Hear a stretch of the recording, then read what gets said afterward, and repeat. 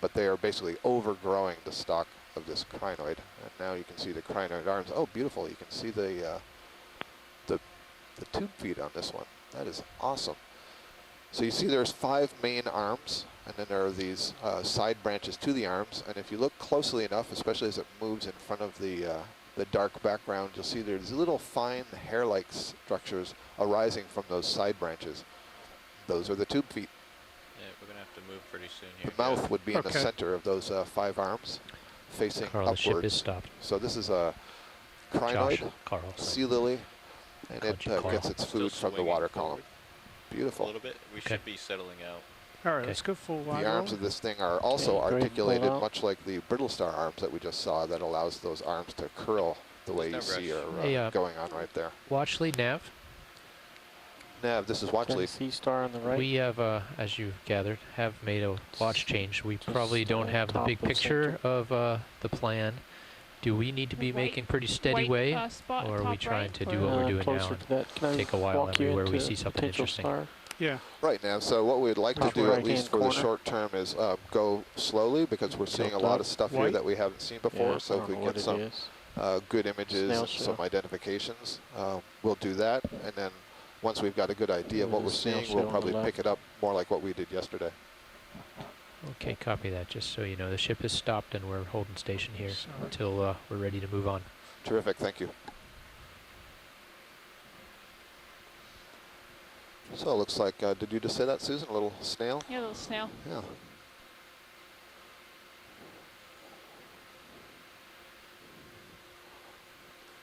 And it looks like there might be a soft foot there on the lower side. At the leading end of the snail, which is kind of sticking upwards, you can see that there's a little siphon sticking out. And snails have these extensions of the soft part of the body called the siphon, through which they basically inhale water. Okay, we can move on. The water gets sucked in, it passes across the gill, which is on the inside of this. And it is time to move on. Inside of that siphon. Yeah, and they have a sensory structure in there that can essentially sample or taste the water. Okay. Do you guys want me to dial in another 20-minute bump? Towards their prey. Just wait till you stretch out. Let me stretch out a little bit. So a really nice view of a black coral, Storopathes there. The other one that you see in the lower left corner is a different black coral, Bathypathes, and then most of the white skeletons that you're seeing down here that are jumbled branches are bamboo corals. We already had a close look at many of the sponges that were down on the ground here. We have some whitish blue sponges, some pinkish purple sponges, some yellow green sponges. Lots of different sponges down here today. We actually saw a lot of sponges on the seamounts yesterday, most of them different than the ones we're seeing right here, right? Fish. Oh, look at that. We're getting it. You can see this on from the Sirius view, initially. Co-pilot, can we deploy the is that another hake, maybe? Another large hake? Looks like Pilot, there's also a fish in your another Sirius view. okay. Okay. Above you. Looks like a pretty good size. Yeah. What were you asking, really? We'll get that if we could deploy the upper light Peter. bars. Thank you. Just to get some more light out there. Let me talk to pilot here. See if I can find this fish. I think he's taken off. Yeah, that fish is above you. Yeah, he's way above me. Yeah. Yep. Okay. How do you feel about bringing the swing arms out? We push in on Sirius HD. Good with that, Josh. If you want the swing arms early, I need the view we have right now. So the lower swing arms, don't bring them all the way down low. Just bring them out. Yeah. Where? Sort of interesting lava surface that we're traveling over.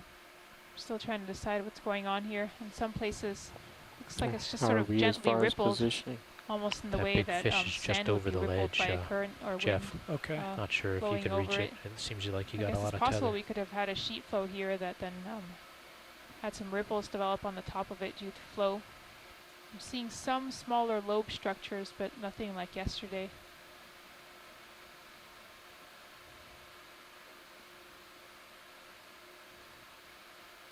Did you see where he went, Todd? We think we may see that fish just over the edge here, so we're going to probe out a little bit here. And basically in the direction you're going, but I don't see him right now.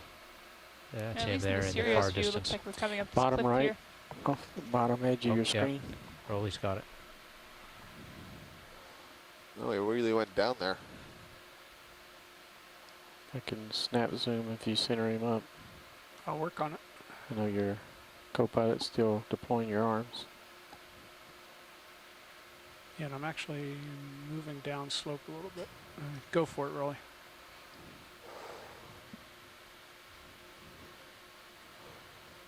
Strikes me as an old fish Tilt it all the way down. from the looks of it. Yeah, his skin looks sort of scraped off in places. Or maybe he's coated in some material. Well, we had an Slow pull ID out. from shore that, oh, now the idea has changed. That is a grenadier. Looks like an old, big, fat grenadier. So that's good. We were able to improve the identification there. Thank you, Jeff. Okay. Full wide.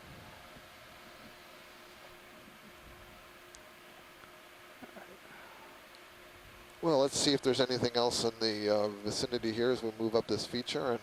And if we don't see anything different, then we'll make a little bit more headway. A zoom of this bright orange thing at the top center, if you have an opportunity, Jeff, please. All right. As we go by, Rolly. Okay. Kind of right underneath Syria, so I need to keep moving, but... Copy that. Good right now. Okay.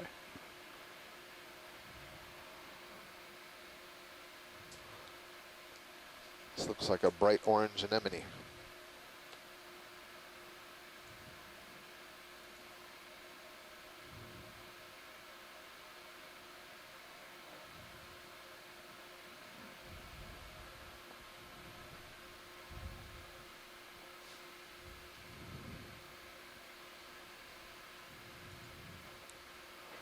Boy, there's so much stuff growing in here.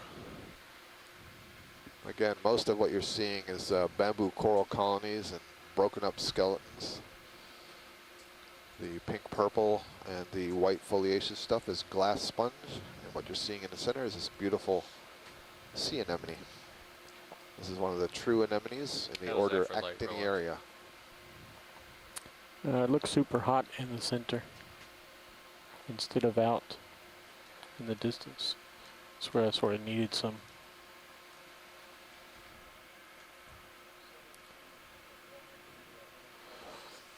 That's good for science, so it's all up to video now. Thank you.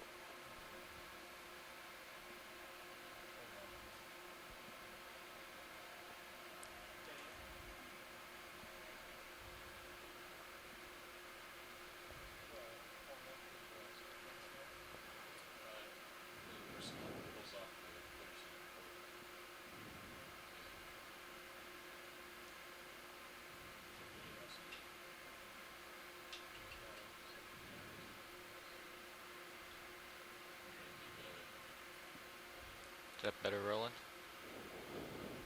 Is that fish down? Oh no, that's a worm. I think that's a polychaete worm. Or is it? Or maybe it's a little sea snail. Let's take a look. It's tumbling. Yeah. It seems to be moving pretty well. It looks like there's waves going down each side. That's characteristic of a polychaete worm, where the paddle-like parapodia are beating on each side. Yeah, can you push out a little bit? Yep. So we have seen before this bramble-like bamboo coral stuff growing over the bottom, but I don't believe we've seen it over such an extensive area. There is a fish in the upper left. Okay, that Head looks down. good. Thank you. You see your two utility cameras? Yeah. See your fish on the left? Fish on the left. Looks like another grenadier, smaller than the one we saw earlier. I'm just going to fly by Rolly, so snap There's it. also to its right, that I think I'm done orangey moving. thing you saw was a Candadella bamboo coral. Hey, co-pilot, Yeah. Oh, sorry.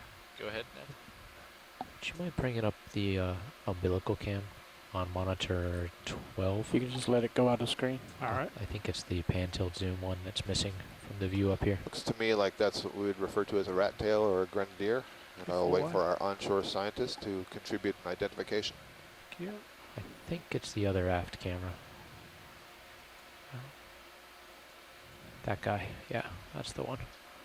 I don't know where it's pointed, into outer space apparently. Tether cam.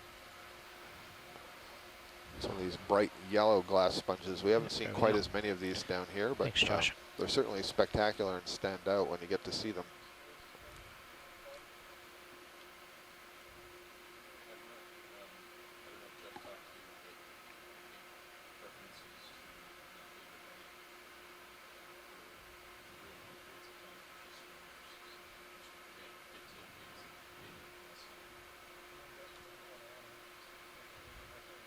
How's that?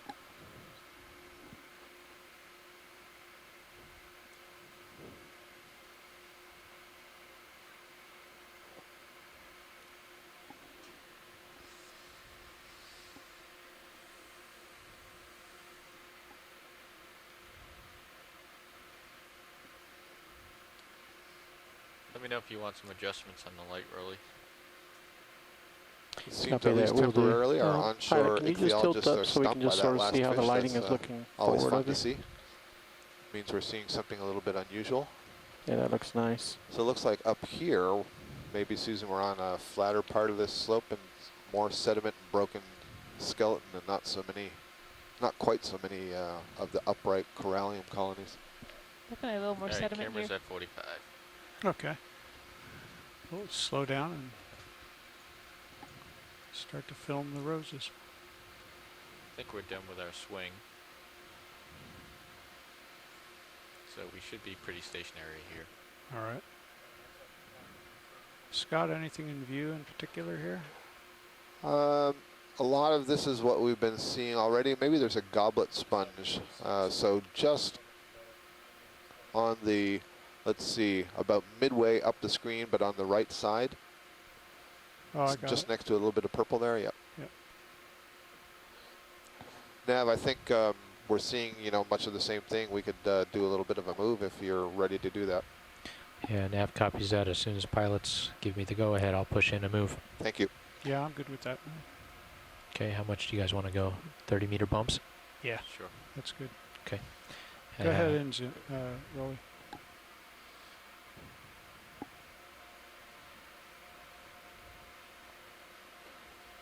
Watch lead, we're pretty much heading to waypoint 2, is that correct? Right up this feature? That is correct. You can adjust that as you please just to stay on, the safe part of this ridge. We're more interested in traveling up the hard. Okay, looks to me like about just right of Sirius's track 225, or do you guys want to follow this feature locally here?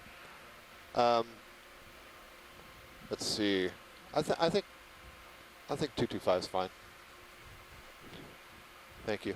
Josh, are you okay if we push D2 over the edge of that lip, or should we want to try to follow that? So we see a couple of different... Say that again.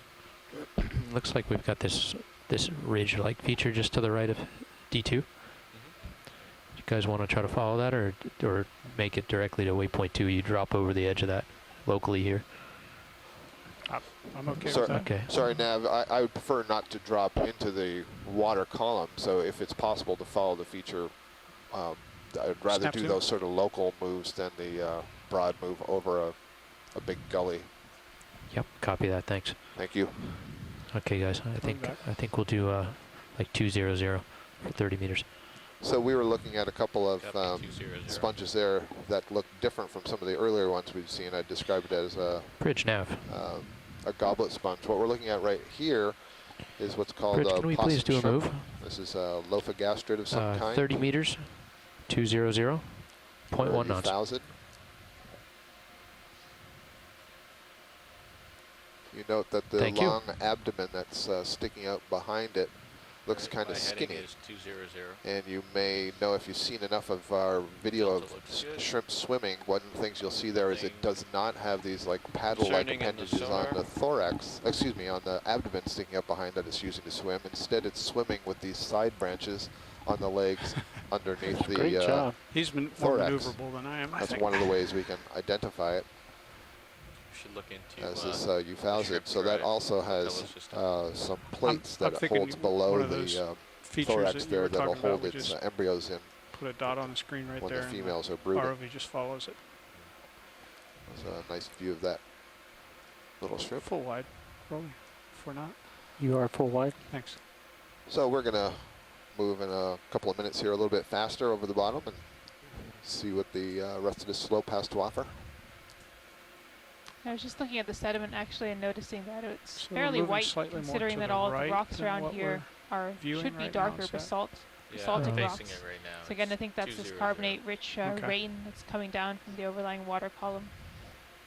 So probably So carbonates, a little to your 4M shells. You have There's this some little pteropod drop off shells in there 10 too. meters to your right. Wider That shells looked to that me stand like a out. strike of about 200, so you shouldn't have to drop from the over water it. column and Okay. not eroding off the slope, otherwise it would be Rolling darker. orange, upper left. Just like sort of the black beaches that you see in Hawaii. Yep. There's another one of the anemones that we were just looking at before from a different angle.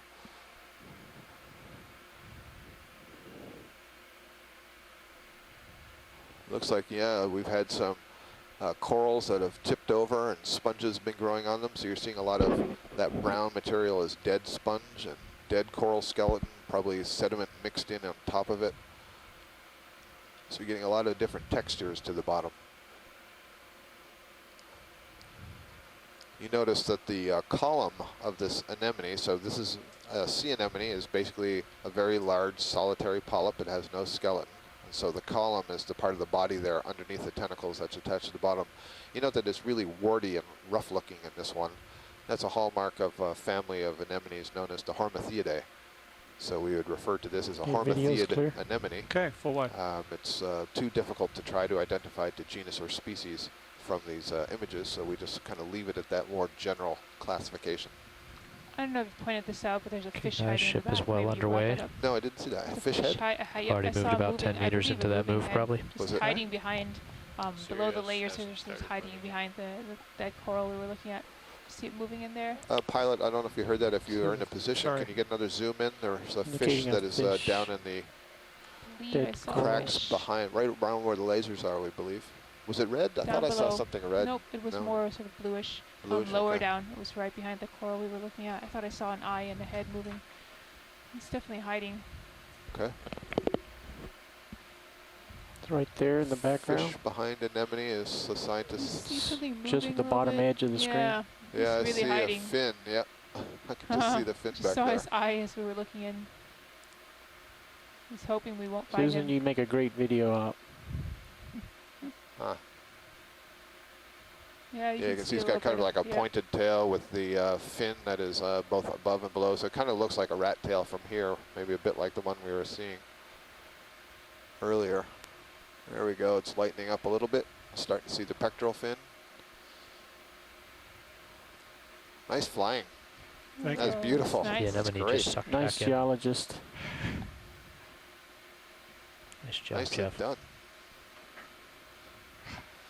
Talk to the Oh, camera. very light touch got there your by the camera. pilot to kind of rotate around there and give us a nice view of this fish. We get to see the head and everything.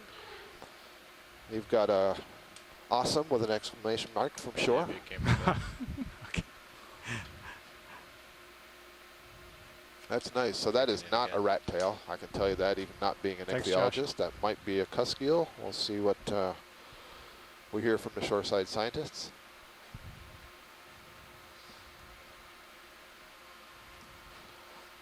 Andrew Quattrini says, nice video work. Looks like a cusk eel. Thank you. Okay, Terrific. pulling Doesn't out. seem like there's much current down Good there eye, today, Susan. huh? It's Good we pretty saw that. calm. Nice. All right. There's your anemone that just Oh, the sucked in. anemone closed up. Terrific. Now you can see what it looks like when the polyp retracts its tentacle. We got all kinds of things going on here. You want to snap it again there, Rolly? So that's what we were just Camera. looking at, that had that very rough Got it. column, and it had You got those it. beautiful tentacles extended. Now you can see it's pulled in all the tentacles. It has this musculature that extends down these sheets of tissue in the gut that are called the mesenteries. And that longitudinal muscle contracts and it pulls in the tentacles really tight. And that's what you get. And basically we've seen on the corals, sometimes I say the polyps have their tentacles retracted and they look like these little warty structures. Velvet Well, down to it's them, essentially the same idea right here. That's great. We're good. Okay. Thank you, Jeff. All right, you have your camera back. Thanks, Sorry to Josh. steal it from you. No, that was the right thing to do. Thank you. Some mysterious person just came into the room and deposited something. Oh, it's Rolly's birthday today. No, I it almost isn't. That's a forgot. really nice hat you're wearing. No, it is. Appears to be somebody's birthday today. Not for reals. It's just an onboard joke. Sure. Sure, really. Sure, Rolly. Happy birthday, buddy. I gave up birthdays years ago. What is this, like, It's my third one this year. you in the 30s yet? How old are you? At least. Roland has the inverse of leap Quick year zoom birthdays, where he has multiple per year instead of one every 4 years. This is a grapefruit sponge, or at least that's the name that we have given this thing. This is a very dense glass sponge. On the earlier watch, Bobby the ROV pilot was asking about the texture of sponge. This thing is really hard, really solid, fairly heavy, quite dense. And essentially the mass of the sponge would just be riddled with a series of canals or tubes or pipes, however you want to describe it. And the cells that line those pipes will generate a current, sucking water in through the sponge and ejecting it through that hole in the center. Let's go wide.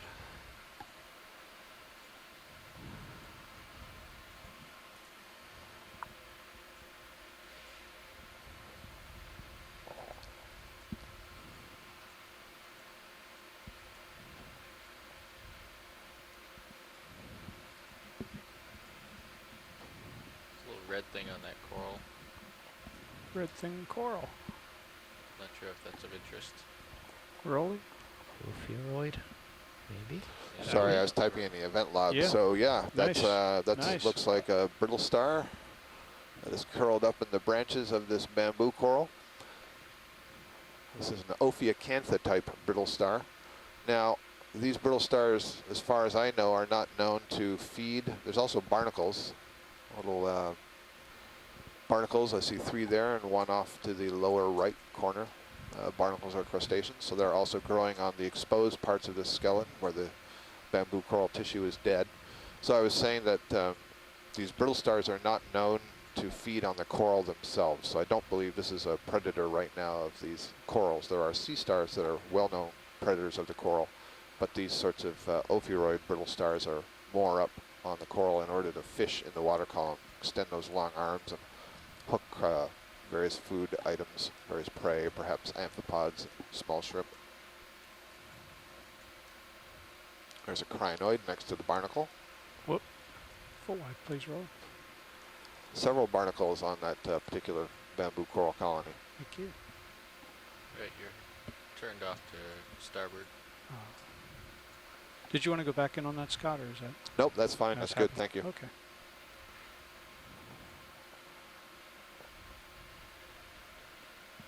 A little bit of a couple of clean faces on these rocks here. But yeah, darker faces.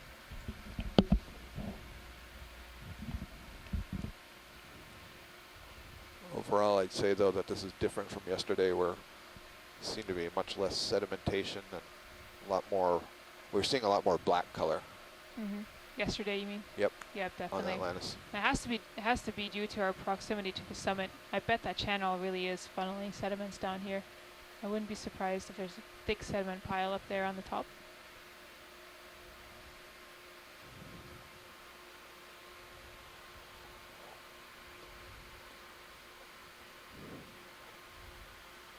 Something kind of White things on the yeah, right there. that might be an rolling. urchin or it might be another anemone. Looks like an urchin, I believe. There's a Galatheid squat lobster that we passed. The white thing I was referring to is off the upper right of the screen.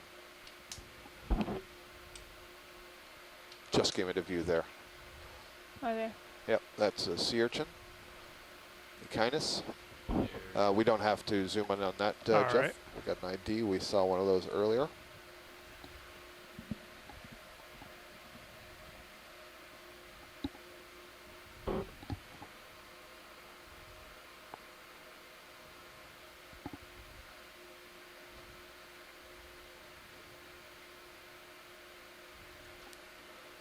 So the bottom appears, at least visually and at a macro scale, to be dominated by this bramble bamboo coral that we're seeing. Both living and lots of dead branches Can we look at that scattered about the whitish base. substance left of center? Left of lasers? Down. Yeah. This looks out of place. Yeah, it looks like a little patch of Catch here. overturned sediment, perhaps. Yep, again, well, a patch, maybe there's something sitting there. Oh, you can see a lot of And it was cup coral. blocking. Yep, the Oh, other there we thing go, that all we this see black. are, I think what are referred to as subfossils of these cup corals. They have died sometime in the past and been coated in manganese, so they've been there for a considerable length of time. Gentlemen, I think the ship move is Small just about Ophiroid. complete. On everything. Do we want to Maybe keep it more than steady? yesterday. Sure. I'm good with that, Okay. Todd. Thank you. Bridge, Nav.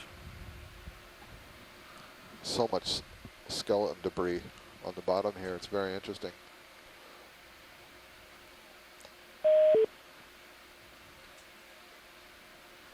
There's a nice Yeah, Bridge. Open. It looks like you're just about finished this last Exactly. move. That vanilla type of sponge? Wonder if I can put in another glass request. sponge, and I don't think we've seen this one today. It's growing Yeah, kind can of we move a another 30 lowish meters manner, at and it's got this 210? interesting sort of pattern. It almost looks like One on the right. a brain, Oh. if you look at the surface of the brain. And then we have a That one. Euplectella coral. Yes, this please. is a kind of a vase-shaped coral. This is, I'm saying coral, I apologize, sponge. This vase-shaped You do a sponge, this two-shot, is another glass Just sponge. tilt up. Pilots, we've got to move 30 more meters at 210. Copy. 210. So a nice diversity of sponges here.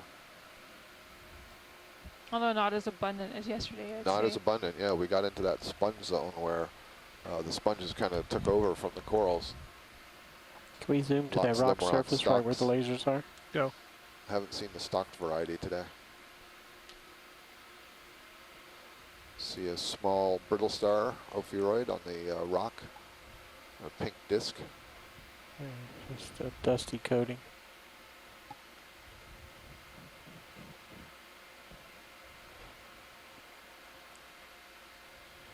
So shrimp swimming by. Full wide. You want the shrimp?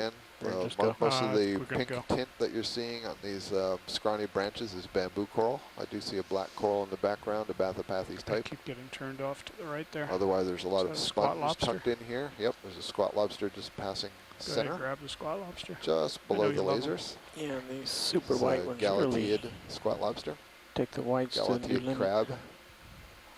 Wait for it. Wait for it.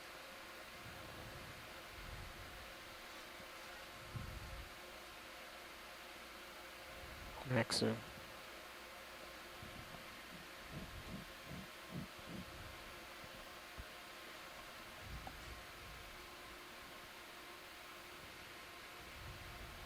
Okay, we got enough for an ID. Okay. Full wide.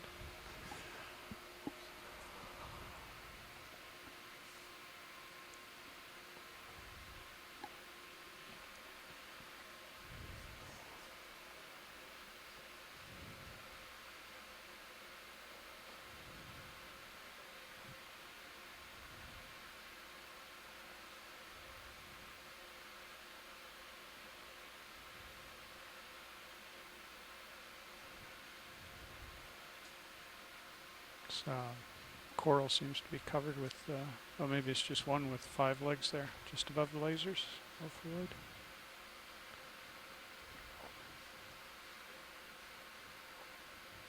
Oh, it's actually many. Many Wow. of them. It's a good disc there if we can see it.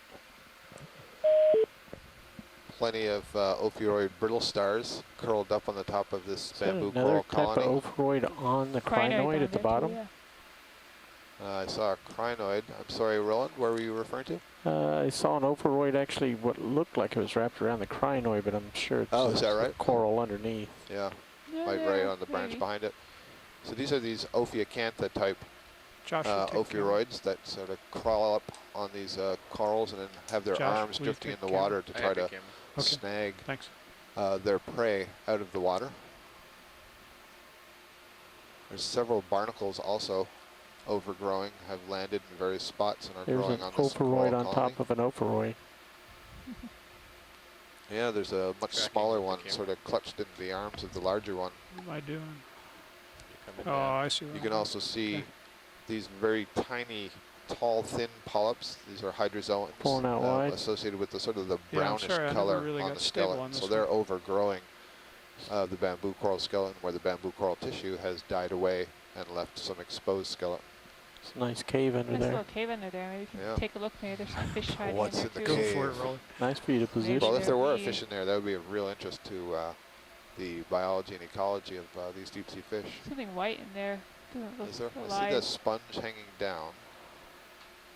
I see some shell bits. Oh, that's right. It's hanging down. Yep. But I don't see anything else, not right now anyway.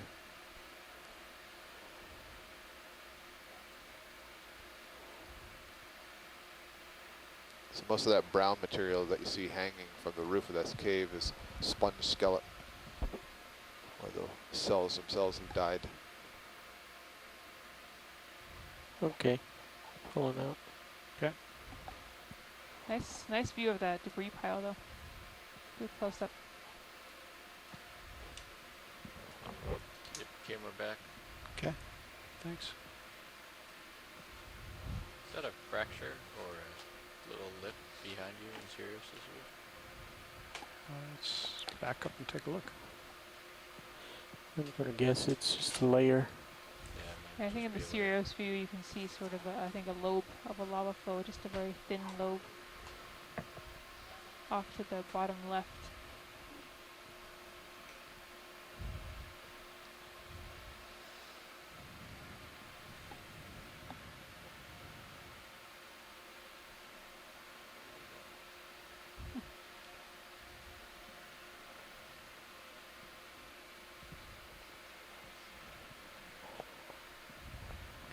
Coming into view about now.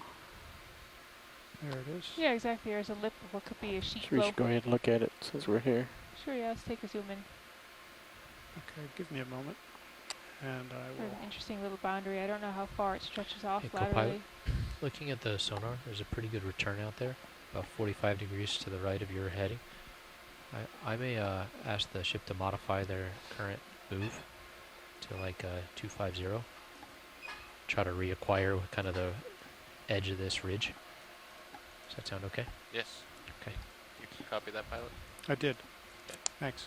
So it'll be a little bit uphill to your right, Okay. Jeff. So you're going to have to lateral Yeah, right. it Yeah. may take the next 15 minutes for you to actually feel that. Okay. Let's go in, Rolly. Bridge, Nav. Bridge, is there any way to modify our current bearing on this move to 250?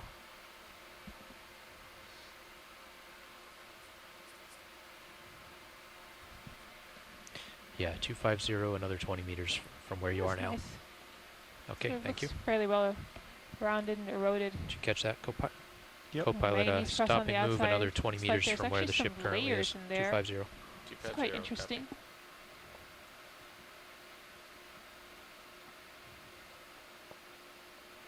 So I'm going to start adjusting my heading while you're zoomed in here. Okay.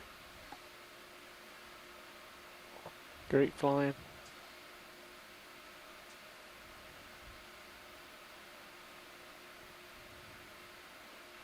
Yeah, it's definitely interesting. It would be nice to be able to split open that face and see what's behind the manganese. At this point, it's hard to What do tell. you got walking there left of the lasers? One thing at a Looks time. like this has really just been broken off here, see, because the lobes Sorry. on top are also broken in half. Sure, So I don't somebody think can it's the identify natural it. end of a flow. It's definitely been eroded away.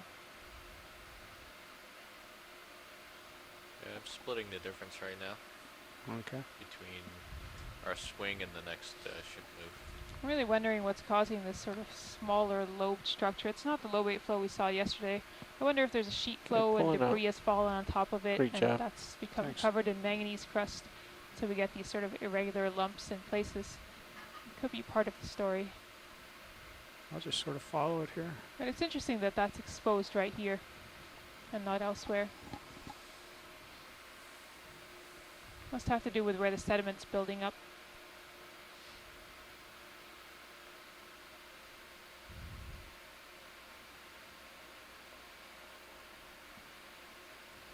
Nice red shrimp. Yep, shrimp off to the right.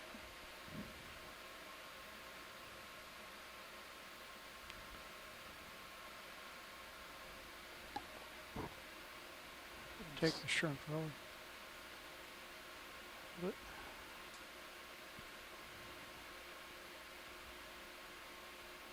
Can't tell if he's floating or if he's crawling up that He's rock. crawling.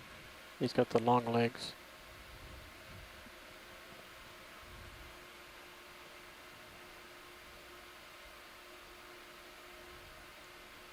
You'll see that little cut-off Ready for layer more? we were following Yep. sort of peters out here. I've got D2 sonar range at 30 meters right now, guys. bumped it out there to see if we can, if this features We're more of a drifting wall back. or just a ridgy, Copy back. hard return. Copy.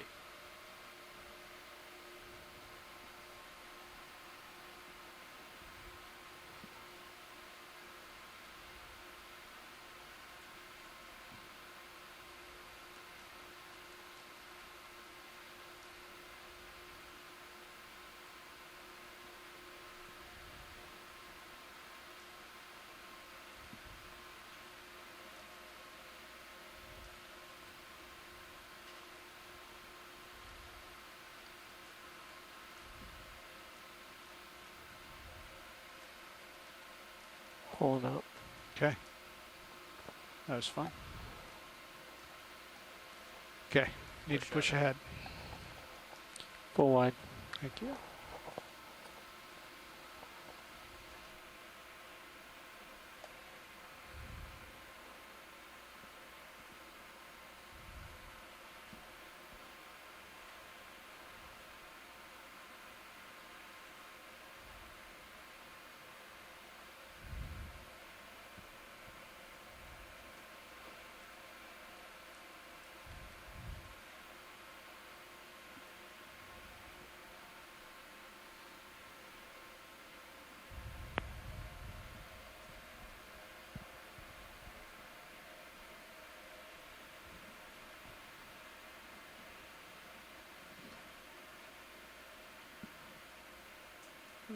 Very nice sponge. Moving along, yeah.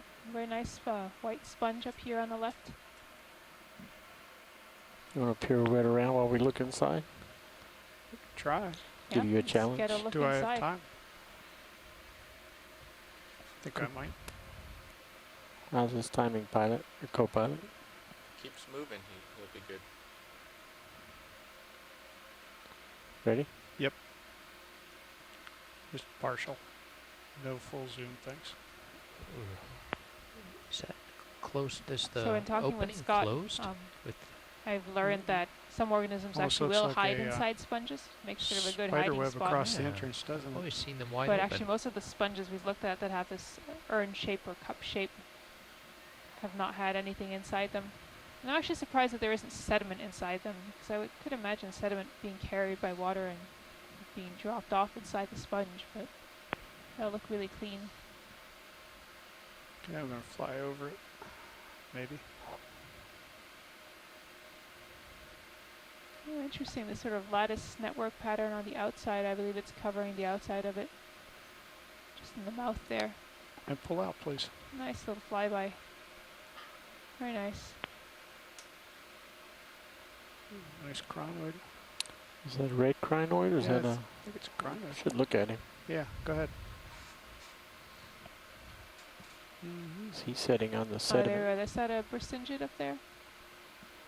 No, I think it's a crinoid. Oh. It is. So not of the stock variety. You can see its feet. Pardon the use of the word. Hang on. And to the left, I believe it's a stock crinoid. Unless he's also attached to that coral branch in the back. He looks like he's sitting on the rock.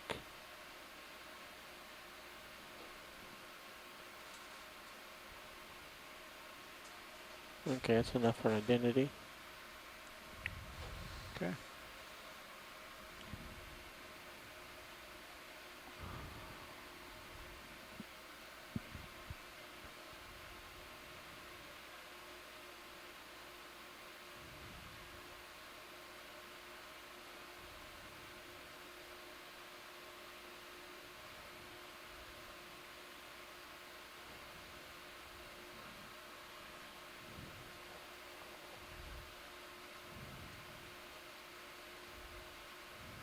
Pretty hard to turn off to my right here. Oh, that's me playing with your sonar. It looks like there's another little forest of these very fine bamboo Jeff, corals. that was me. A little bit off to Okay. the right here. Just seeing if I can reach Kind of out a little bramble patch. further by cranking up the gain for a minute. And not really. Well, maybe we can take a look at that one that's on the far right now, just disappearing Okay. off the side. Nice, densely branched coral. Go ahead, Bridge. Ship move complete, thank you. We're going to let it Looks like settle it's here got for a a bunch minute. of Ophiroids on the top. Maybe a Ship move barnacle at the complete, bottom guys. of the stalk. Let's give it a minute as we approach this hard return. Yeah, I'm still swinging. You don't have too much time here, Jeff. Okay, go ahead, Rolly. We have to make it quick. We're not going to be able to study these. It's Brittle Star Associates up in the branches. I think that's Just the go right, ahead and just Some more fly of that over yellow at this. staining. the right bearing, though. 250 will take us there. I agree. Maybe another 20-meter bump after Jeff pushes it out. That'll put him kind of on top of it. It's between 40 and 60 meters out from you right now, Josh. I need to turn I left believe and that keep Scott had moving. described that yellow material on the branches. That return is between 40 and 60 meters from you. Oh, yeah. Bearing 250 to 260. Yeah, I copy that. So we'll do one more bump in just a minute. That white coral would have been corallium. The yellow is zoanthid. And then there were the Ophiroid associates.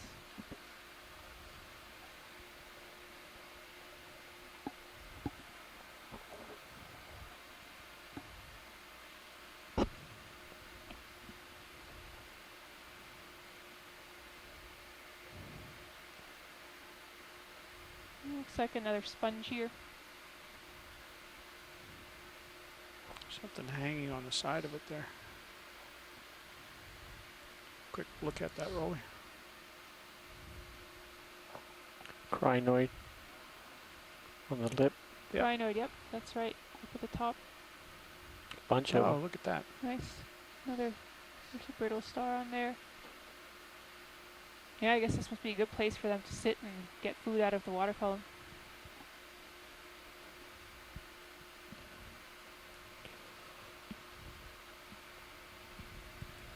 Okay, let's pull out again. I need to keep moving.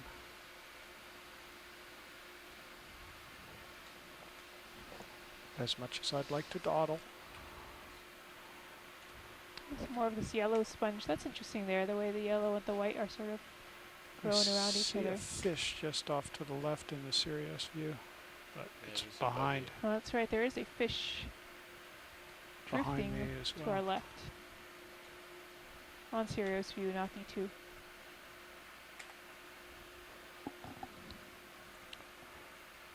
Oh, Oh, Found and another look fish what's ahead in of front us. of us. Lots of fish here today.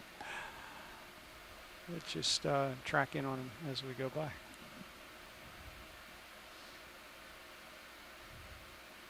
Is it the same one as that one that we saw hiding behind the coral earlier? It would look at his head and tell you.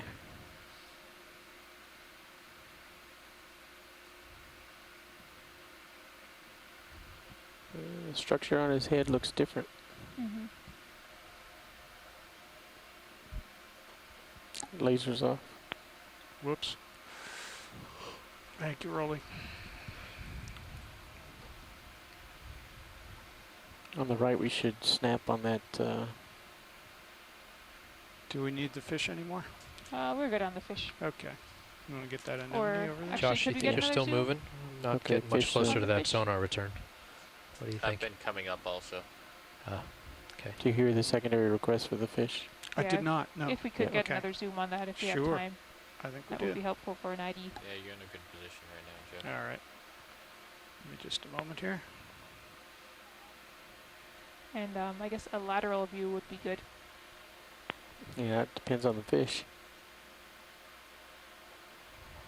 Don't drift down too much or you'll get that coral in between. Okay, Rolly.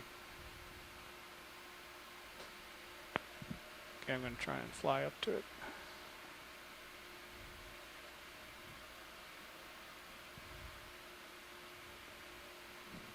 You're, The pirouette, right? yeah, you got plenty of space to pirouette on your right. Guys, I'm going to dial in another 20 meter bump to 255. You okay with that? Yep. Okay. Bridge, Nev. Yeah, Bridge. I'd like to request another ship move. We go 20 meters, Can we just leave him go, Rolly? bearing 255, It's tenth of a so knot. Okay. Let's just Just let like- him go. Let him Tiny drift in brittle the star center. that he's drifting over Roger right that. now. Ophiroid. Oh, there's a lot of fish around D2 right now.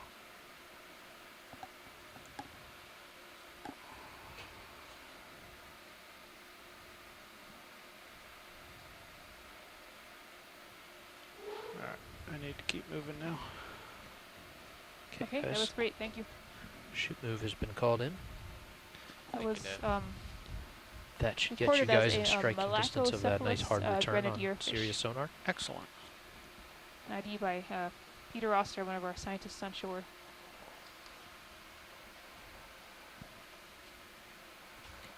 My guess is a big mound-like outcrop feature. I think that's just the slope, Yeah, and the sonar is picking up that slope based on my elevation. it's pretty. Yeah, Could be the kinda ridge is getting narrow. ridge-like. Yeah, very narrow.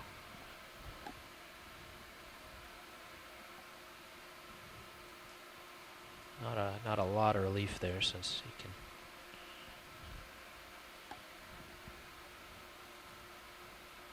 I think the odds of it being a shipwreck perched right on top of the seamount is slim. We are Another exploring. black coral here, I believe. What a find This, that would be. Orange coral that's passing by us. Co-pilot, I'm going to bring you down to a 50 Coral, 50 meter Bathopathes, range. black coral. Whoops, the mouse Another one of button's these, I getting believe, stuck. they were named So glass it double sponges. clicks on that computer. Oh, Maybe just tilt up a little bit and let us sort of see further out. Get good lighting on the shot. So you see where you Huge are. amounts of and coral I'm going to debris. bring your I do. sonar to 20 Actually meters hard to And deep. tell you come what- to the left. What percentage of it is Just living coral that's just situational intergrown, awareness. and what's Thanks. actually dead coral that's just piled up.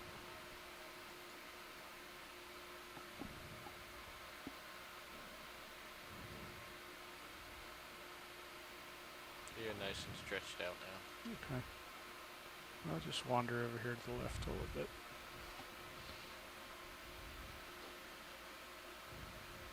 Looks like there's a nice sort of break in the lava just directly ahead of us. Another one of these erosion faces like we saw earlier where a sheet had broken off. We'll get there in a little bit.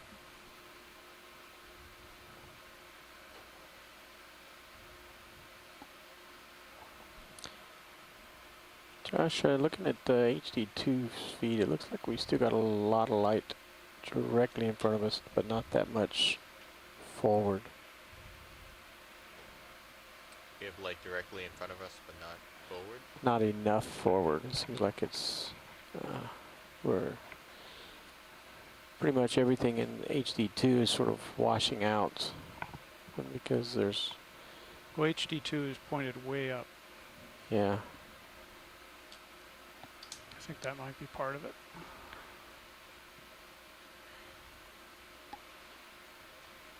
Because you could see the flare in the lens. What's this Maybe sort that of can also lightly because pink the coral Yeah, upper let's go lights take a are look at left that. side, I guess swirled moving down. to middle now, top, middle. The upper lights are pointed as far forward as they'll go. All right. Okay. Okay, Roly, let's go in partial. I can bring them out more, so they're pointed more towards the side. Is this one of these, what was it, a carnivorous sponge? This may not be it, but that was pretty fascinating yesterday. This is a different Yeah. coral than we've seen, isn't it? Yeah. This is got It's at launch. very fine. We have a coral ID, possibly Acanella. Can we max zoom it? Stand by. So let me walk a little closer first. Could we zoom in a little bit more? I think there was a brittle star right on top and maybe some other things hiding in that little coral. And Josh, will you take the camera, Okay. please? RV pilots, I don't know if you heard that. There was a request to take a look at a brittle star at the top of this coral. Okay.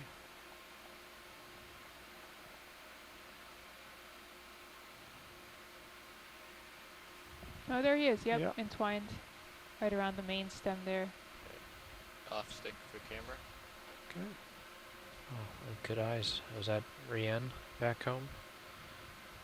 Calling in from Maine? Almost got your toe down. He's I really think I tucked might, right yeah. in there, hiding away. Yeah, I seem Rather to push forward a little bit, bouncing a tiny bit. Yeah. then you'll have your toe down.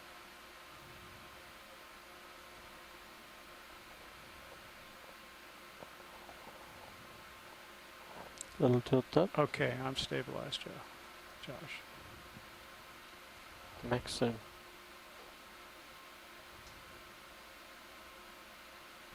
This would be Chrysogorgia coral, actually. So delicate. Yeah. And this would be an octocoral.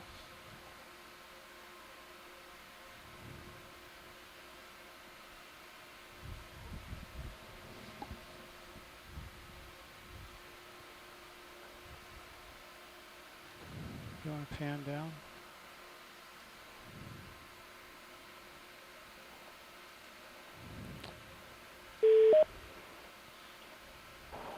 There's something else hiding in the middle there. It looks a little thick. I was thinking there's something else in the center. That little bit. Yeah, this is Tim. I'm driving to the airport watching the feed, and I say, Candadella, we've never, I don't have my records in front of me, obviously, but we've never seen an Ophiroid like that on an Candadella Seamount, so that's a particularly interesting find. So thank you, everyone, and Rian, for having sharp eyes on that one. Thank you. That's great. A true power of telepresence. Tim, we actually think it's a Chrysogorgia rather than Candadella now up on it. Okay, that makes sense. I'm watching it on my iPhone. So I'll do the best Tim is watching this on his way to the airport. Anyway, thanks so much. And I can't talk and watch, so I'm opting to watch. Thank you, everybody. Hang up and drive. So it looks a little like a polychaete worm or something in the middle of it that's wrapped around the mid-branch. It's really Can hard we get to any see. closer It's to well it? embedded in It's there. going to be very interesting. Pilots, the ship move is just about complete. Okay. Well, I don't think we've You're not started gonna to even move. Yeah, So we should start moving in a couple minutes. you've got time. Oh yeah. oh, I got, yeah, let's work in a little bit here. Alright, hands off on the camera. Okay. We have lunch relief coming in a few moments.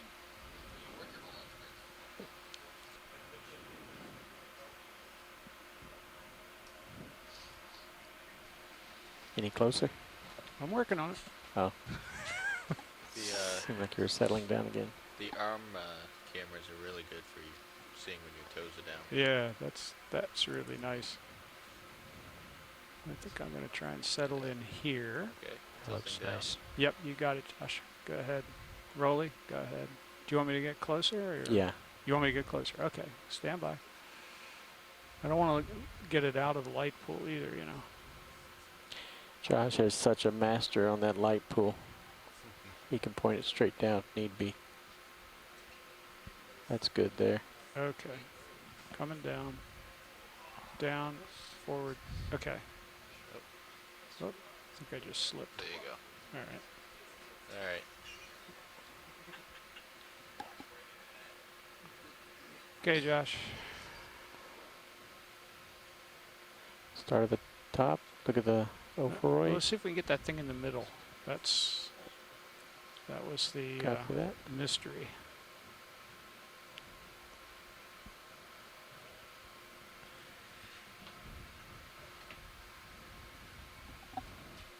Hi, Dave. We're trying to image this thing right in the middle.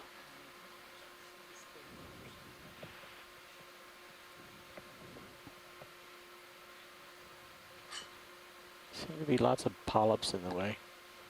If I nudge the thing, all those polyps will go away. I don't usually see Chrysogorgia polyps contract, which is kind of interesting, so I'm not sure that you will. Oh. I was joking, but Sure. You don't do much nudging with a 5-ton vehicle. Let's look at the guy up top before we have We're to gonna move. have to move All pretty soon right. here, Jeff. okay. I mean, we have some time, but All right. Well, We're let's starting. tilt up Doesn't and look look at like the a Ophiroid. shrimp or crustacean. Seems to move more like a worm. Seems soft-bodied.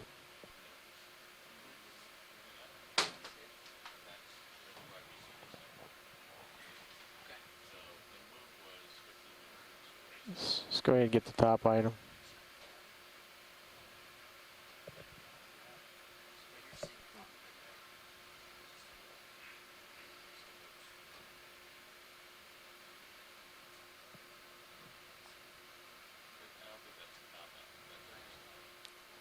No disc in view.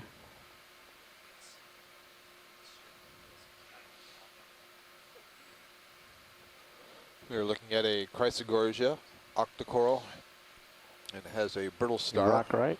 Trying. wrapped around inside there in the branches.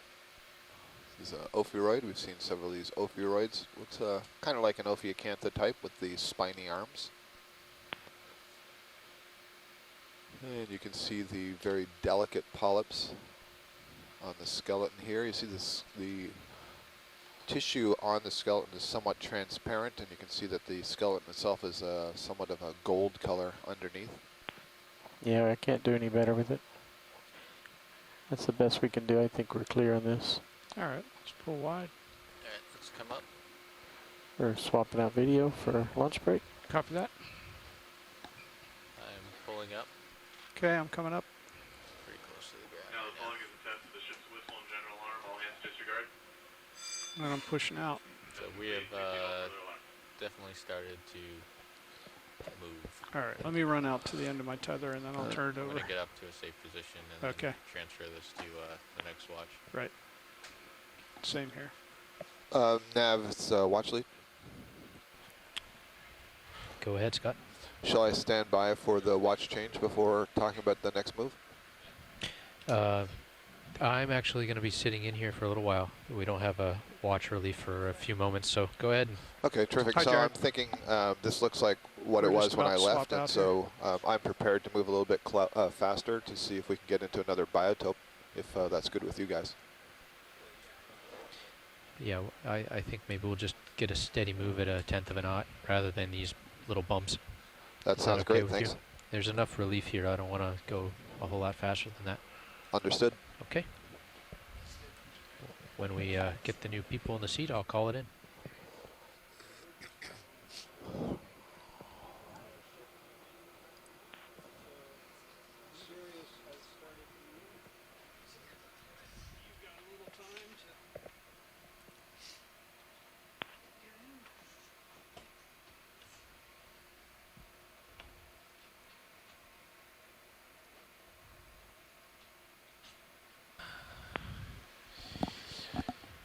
Okay. Alrighty, I got a huge delta, so I'm probably gonna come down. Roger that. I'm at 25 over you, Yeah. so I'll come down maybe Get a look around 10 here. meters and you can get a look around. Hello, gentlemen. Hi, Todd. Can I give you a little update? Sure. We have been in this type of terrain for a while, and science is asking us if we can get a more steady ship move underway to cover some ground. Okay, so we want to move. So we want to move. I was going to put in a 100-meter move at 245. 245. Get it moving when you're ready. I'm ready. Okay. We're not gonna speed that up at all, right? We're gonna keep it at 1/10. If we need to move, I can go 0.2. That's all right. Let's start at 1/10, and we'll pick it up if you guys are happy, Okay. and if the ship's able to do well. Copy that. Bridge nav. Yeah, I'd like to request another ship move. Can we do 100 meters at a bearing of 245? And I'd like to start at 1/10 of a knot and possibly increase speed.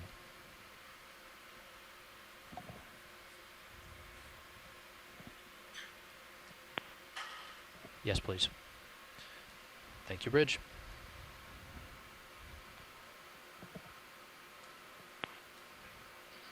Hi, Scott. Dave here with you. Hi, Good Susan. afternoon, Dave. Susan is off to lunch. Ah, yes. So it's just the two of us for now. Well, not just the two of us, but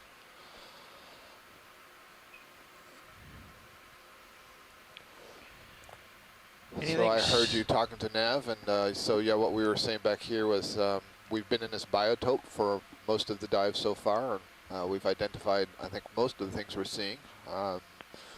So yeah, we'll be happy as you move forward, and if I do spy anything else, we'll have a close look. But if you guys see something that you're interested in, by all means, have a look, and we'll do our best to describe it. Okay. You're a good ways out of there, Dave, so Yeah. you can just shimmy around as you like.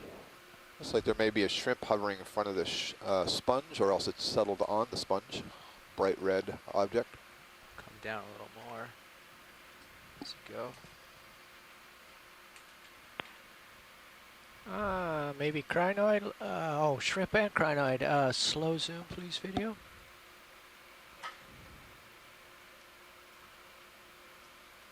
Let's hold that right there. Thank you. So it looks like we have a benthic shrimp here. The term benthic refers to animals that are associated with the bottom or with the surface, as opposed to pelagic, where the animal would be seen in the water column, spending most of its time swimming. So this would be a shrimp that would be more commonly walking over the surface than swimming in the water column. It certainly is capable of swimming. And above that we have this beautiful comatulid crinoid, this feather star, that has this red-brown color to it. Beautiful. More zoom. Oh, and nice. They're sitting on top of a glass sponge that has these beautiful folds, nooks and crannies. There may be various amphipods, crustaceans, and worms crawling in and about there. I can see a much smaller crinoid off to the upper left side, and I see the few arms of smaller brittle stars inside the folds of this glass sponge. Looks like a nice place to perch. Yes. Now you can see some of the arms extending out.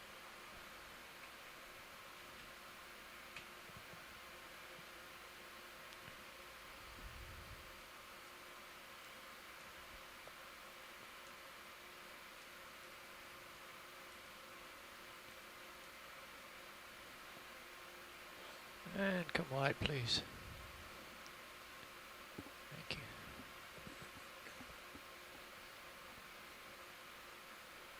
Thanks.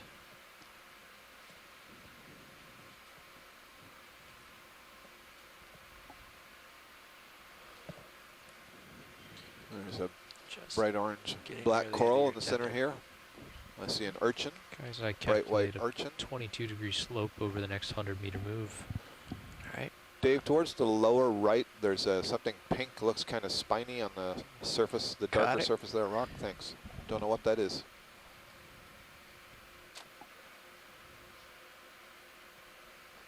Our depth is 2,064 meters. We're about 2 meters above the bottom here, just settling down a little bit. Okay, video, let's closer zoom, view please. of this object. I see, it's an urchin that we're looking at from the side. This one looks a little bit pinker in color than the other ones we've been seeing, which were much whiter, but I otherwise don't see any differences at this view. It looks like the other sort of Echinus urchins. A little bit. It's interesting, the sponge that it's on has this interesting green color to it. I haven't seen a sponge like that. I wonder if this is the tissue kind of deteriorating in its death throes.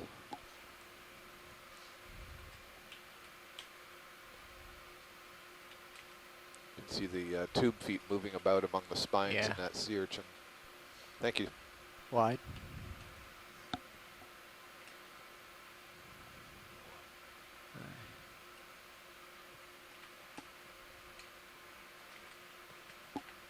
Let's have a peek over the edge here while we're waiting for Sirius.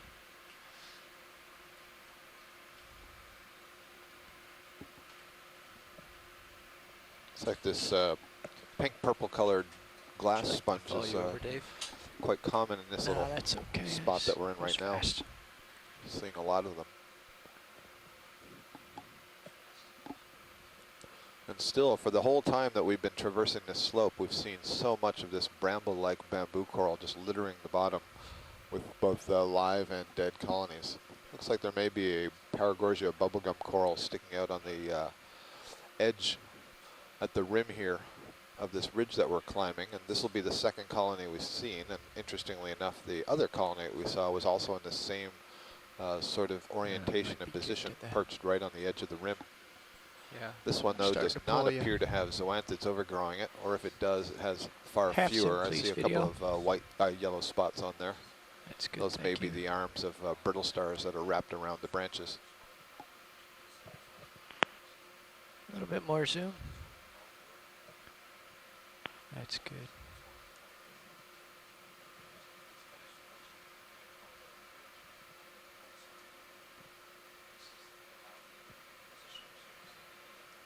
Okay. Just gonna walk it around at zoom here.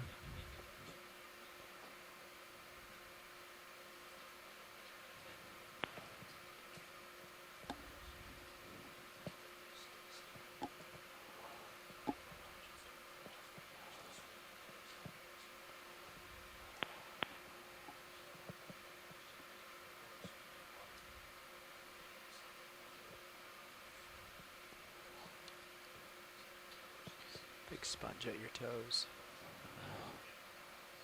I think.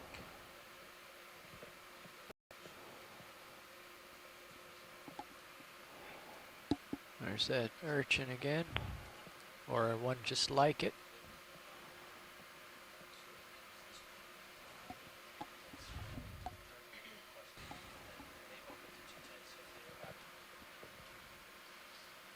Looks like a pink holothurian, a sea cucumber that we're passing over. We were imaging one of those earlier today. We've seen 2 or 3 of them. It's kind of interesting to see them in this sort of really jumbled, rugged bottom. I think of sea cucumbers as being on somewhat flatter, thicker sedimented areas. I think right in the screen, it's coming in the top of the screen, this branching structure, that's another sponge. We saw a few of these yesterday. They have this interesting morphology. They grow like a little bush or a little tree.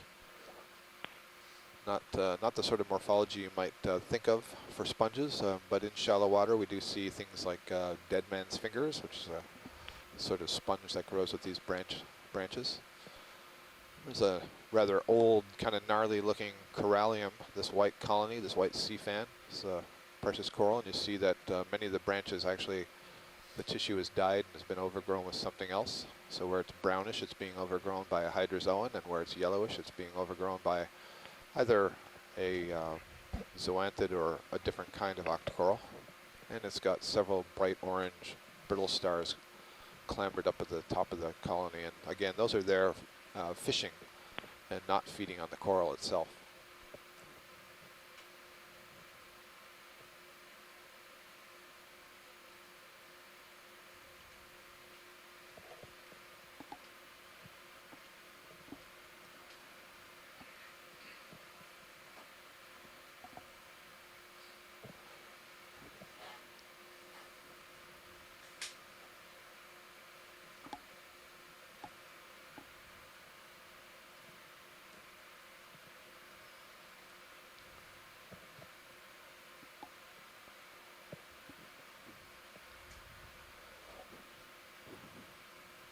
So for most of the area that we've been covering so far here on Gosnold Seamount, it looks like it's dominated by a couple of different species of coral.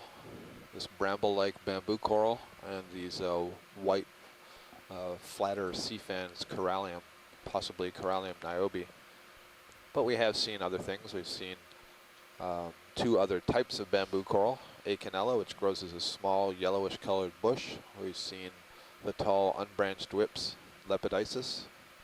We've seen Chrysigorgia just recently, kind of a bottle brush shape with a golden colored skeleton and very delicate pink polyps. We've seen Paragorgia bubblegum coral. And we've seen at least 2 different species of black coral, Bathopathes and Stauropathes. There was a stocked crinoid that we just passed over. These bright yellow-green glass sponges.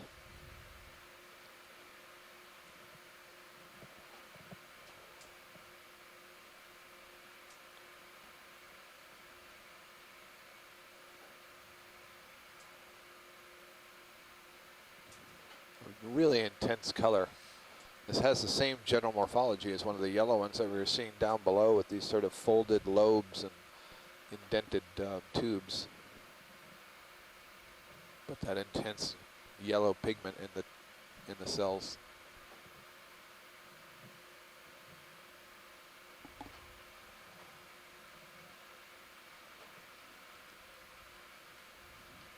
Looks like a relatively small colony of corallium, that bright white fan growing from below this yellow sponge.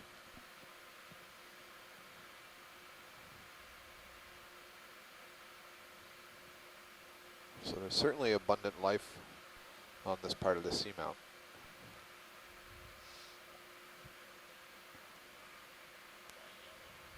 That is a good question. I'm being asked why yellow in this sponge, and I really have no idea. I presume that it is a metabolic byproduct as opposed to a strategy for some other sort of function. I can't see they would have any function in reproduction, for example. The sponges would simply release gametes into the water column. It may be that the female sponges retain the eggs and the male sperm is caught by the sponge the same way that it would catching food. but there are no, Starting to get they out don't have there. any capability of eyesight, so the color wouldn't matter to them. It may be that the yellow is due to some like your chemical pace, that we might provides a talk about defensive bumping it. advantage in Yeah, terms we of can not pick the tasting speed good. up That's a to possibility. 0.2. Copy. But I don't know. There are certainly groups of scientists who are studying the pigments and other compounds of sponges, and in shallow water there's a lot of experimentation done to see which ones ward off predators, but I don't believe any of that work has been done with these deep sea sponges. Watch lead, Nav. Nav, this is watch lead. The pods are telling me that they'd be happy bumping it up to 0.2 knots if you're comfortable with that. Yeah, I'm comfortable with that. I think we've sort of seen and described this sort of material, so let's move on to hopefully find something a little bit different. Copy. Thank you. Bridge, Nav. Can we bump up the speed of this move up to 0.2 knots? Oh, great. Thanks.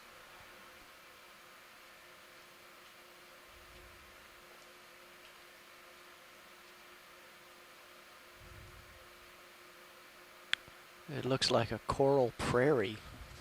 Yeah, that's an interesting way to phrase it. Multiple successions of living and dead. Yep. So there's clearly, you know, what I kind of assume is that you get some rapid currents moving through here that breaks up some of this fragile skeleton. We have, you know, predators, sea stars and so on that may be feeding on the tissues that kill the tissue and therefore make it maybe a little bit weaker. And you just get, yeah, these piles and these jumbles mixed in with the sediments and in among the rocks.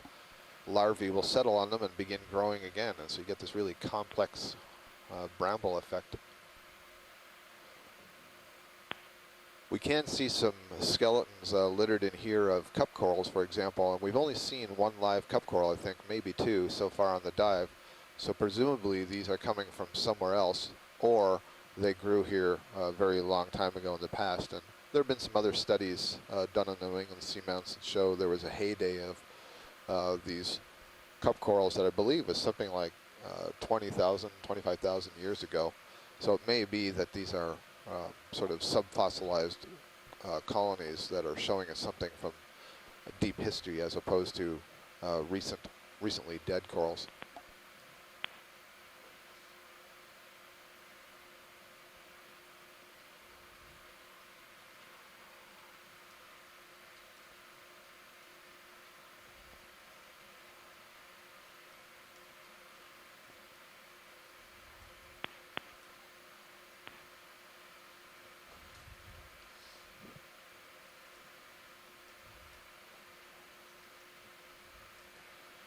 Nice collection there of these sponges, and you know, these are all glass sponges, so they all have this fairly complex architecture built with siliceous glass rods.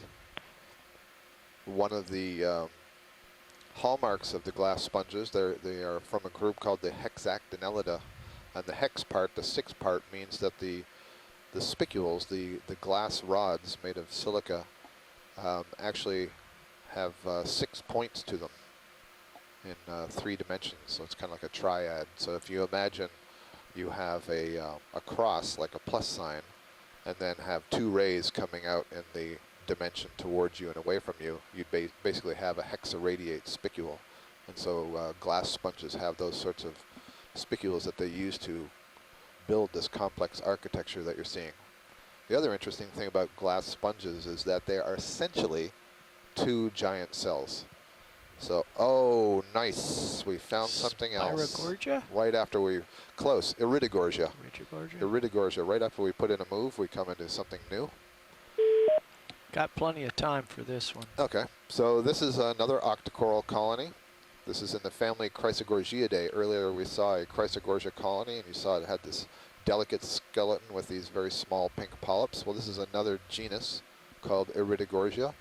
And one of the things you can see is that the main axis sort of gently undulates or spirals, and the width of the coil of that spiral is actually quite large. A couple of dives ago, we were seeing some other Eridigorgia colonies that had a much tighter spiral. This one is named Magnispiralis, large spiral, for the size of those coils.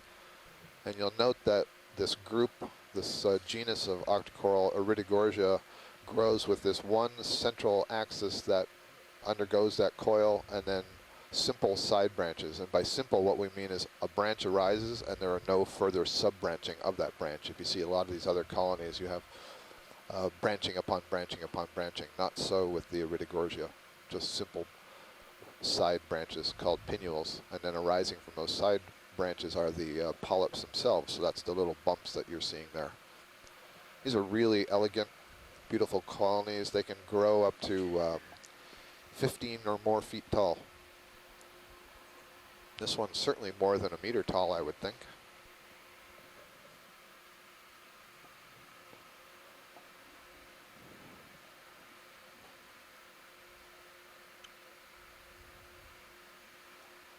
Let's come out a little bit on the zoom.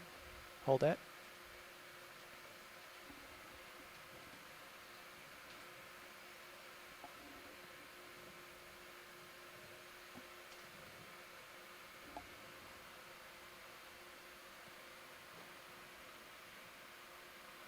Okay, full wide, please.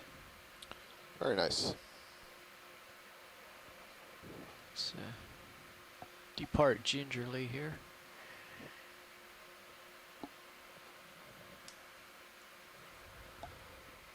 Well, almost assuredly where there's one, there will be more, so we hope to encounter some more of these Eridigorgia and their relatives as we move up the slope here. Getting into what looks like a higher density of material on the bottom here. The sponges look a little bit larger, the coral colonies look a little bit more erect.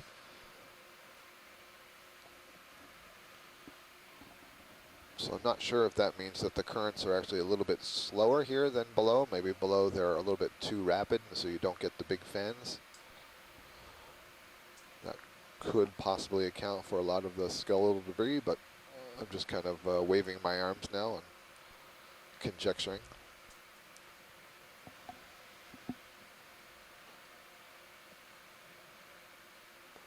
There's another grapefruit sponge on the left side with that opening, the dark opening in the center.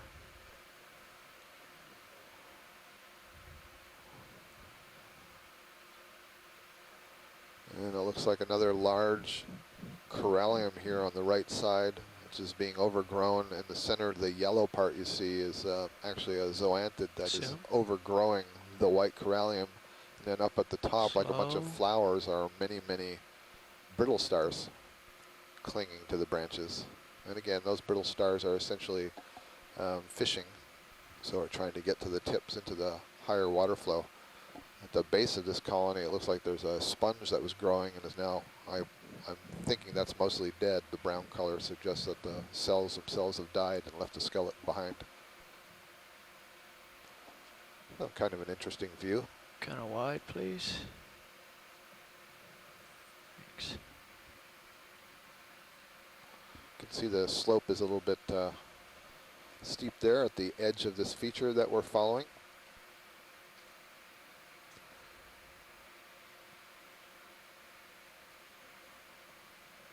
Our general heading moving up this slope is to the southwest. So we're on the north slope of Gosnold Seamount, and we're moving to the southwest as we climb this slope towards the upper plateau of this seamount. Our current depth is 2,048 meters. And when we got on bottom this morning, we were about 2,138 meters. So we've come up about 100 meters in altitude. Here's a Metalligorgia colony. So this is the first one of these we've seen today in the lower left of your screen. So Metalligorgia is yet another member of the Chrysogorgiidae. I was just describing that Eridigorgia and earlier the Chrysogorgia. So all of them have the delicate pink polyps. And they all have very interesting skeletons. I described these yesterday. It's a very, I guess, calculated geometric shape to these Chrysogorgia corals, the members of that family. And in this particular one, that network of branches looks like it's just hanging there in the water column. It's actually on a very thin skeleton that is up to 1 meter tall. Okay, and as we zoom in, we'll presumably see that axis. I don't even see which direction the axis is right now. Still kind of hovering. Oh, I see. It's going more or less right below it. You can see just to the left of the purple pink puff on the rock, you see a whitish disc. That's the holdfast, and then there's kind of a blue-gray central axis that is extending from there about 1 meter or so up to where all the branches arise. And you can see in the center there's a slightly darker orange color. That's a brittle star whose arms are all wrapped around the branches of this Metallogorgia.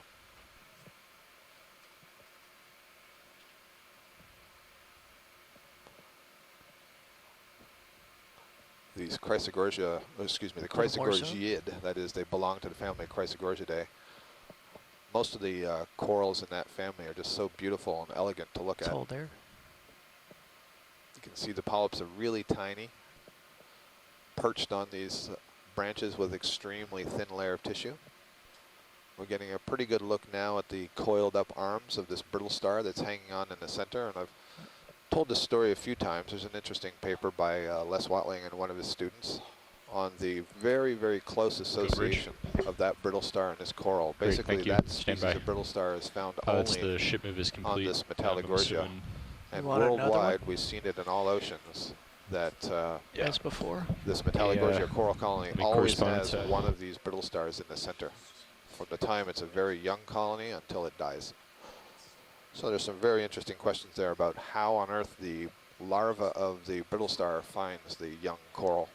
And we don't have an answer for you yet, but presumably there's some chemical attractant that the larva can detect while it's moving through the water column that will help it find the Metallogorgia, settle on it.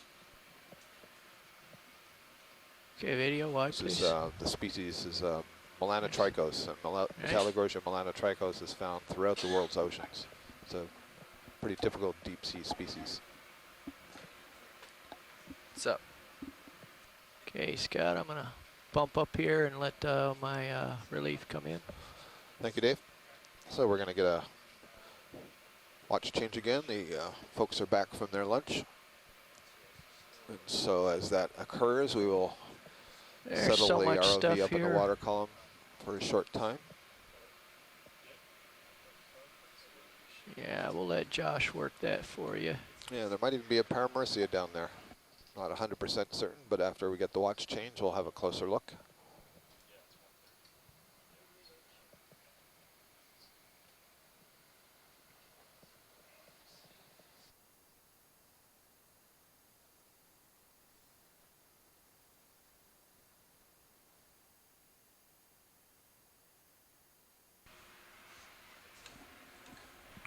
Hello, pilot. Hello, Nav. The ship has just finished that 100-meter move that we put in right when you guys were heading to lunch. Copy. And the word on the street is that we need to keep moving. So if you're comfortable, I'm going to keep it moving. They've been moving at 0.2 of a knot. Copy. You comfortable cruising? Yes. Looks steep slope, but no problem moving pretty quickly. Okay. I'll put in another 100 meters. 100 meters, it's going to be a 235. 235 or 24? Let's see. 240. Bridge nav.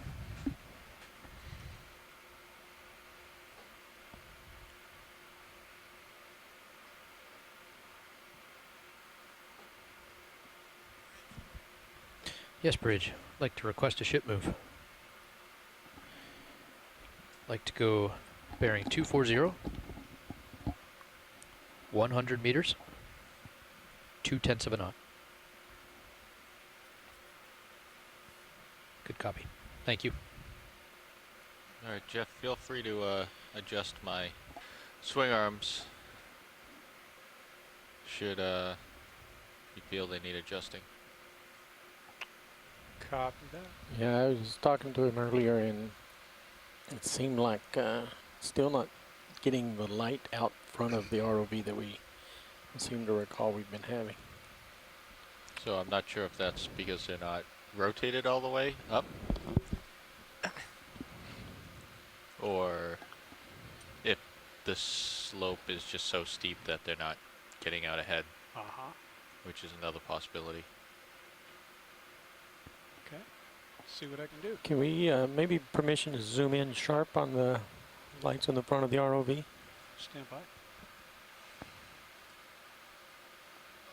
Go ahead.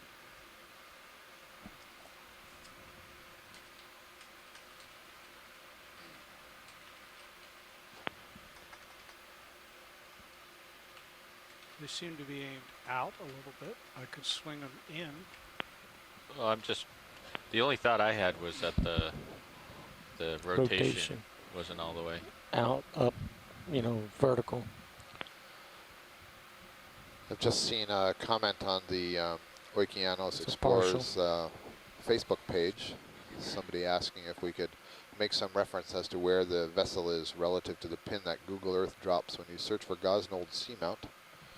And we're doing that search ourselves to see exactly where it says, but on that map, Gosnold is shown as kind of a long linear feature stretching from the northwest down to the southeast.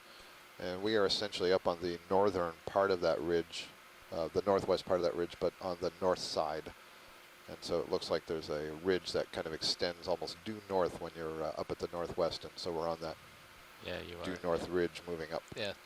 Also, slants, something that you may pass along, if you actually type in the latitude and longitude that you're reading out, Google Maps will actually go to that location as well. Yeah, that's a good point. So actually, for any members of the public out there, if you're interested in getting our precise dive location, you can add in a point, or you can go to an XY location. I can place those coordinates on the Facebook page, so if you go there and take a look, you can add those into your Google Earth and see exactly where we're diving on Gosnold. I think it's possible that if your eyes are good enough, they may be on the quad screen on the lower left panel. Is that correct, Roland? That is correct, and I can actually make that full screen. Okay, so if you go to video stream 3, what you're going to see is right now it's a quad screen. It's going to change in a moment, but we're going to blow up that lower left-hand quadrant of the quad screen. And on the left side of that, you see the latitude and longitude. You see the 3 little panels that one of them is for the vessel and one of them is for the ROV. Yeah, Roland, I just think it's a slope. Depth. Okay. This is a pretty steep slope. And you can type that position into Google Earth and see exactly where we are. Meanwhile, we are looking at a beautiful black coral. Partial. This is a Bathypathes. You see that it's more or less shaped like a feather. Has one central axis, and then arising from that axis are unbranched pinnules. So I said this earlier about the Eridigorgia, that they have what's called a simple branch, meaning the branch comes off the main axis, but it doesn't have sub-branches. Can we come full wide on Sirius? And all the polyps are arranged along those pinnules. Although in the case of the Bathypathes, there are also polyps down along the central axis. Okay, I've made sure that the another coral that has this bright color in the tissues, and we do not know why it is colored that way. The main HD area. Well, Roland was asking about how far forward we can see with the lights out into the distance. Right. And so I've made sure that they're rotated all the way. Yeah, and it's just, this slope is so steep that it's just hitting ground before it can get out too far.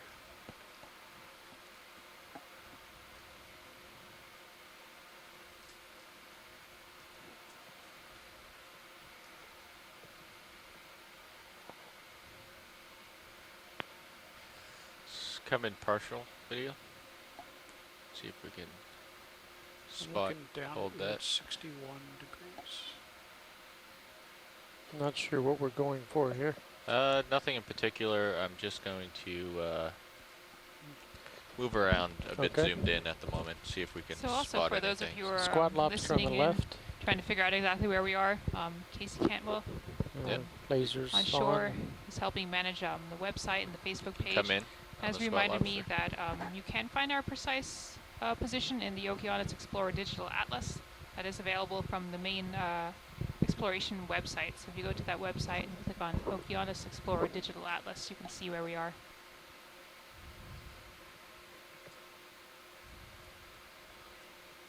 We have a squat lobster that's staring at us in the face here. Got the reflection giving his eyes that sort of red-orange color.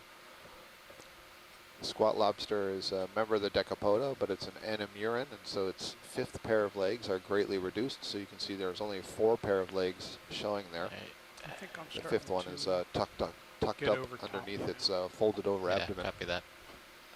They're more closely related to the hermit crabs than to lobsters or true crabs. Full. There you go. Excellent. Nice job, Roland. So we still see a dominance on the bottom here by this brambly bamboo coral. Let's get a look at this brownish coral. This looks like something a little bit different. A lot more sponges up here. There are a lot of sponges, a lot of diversity.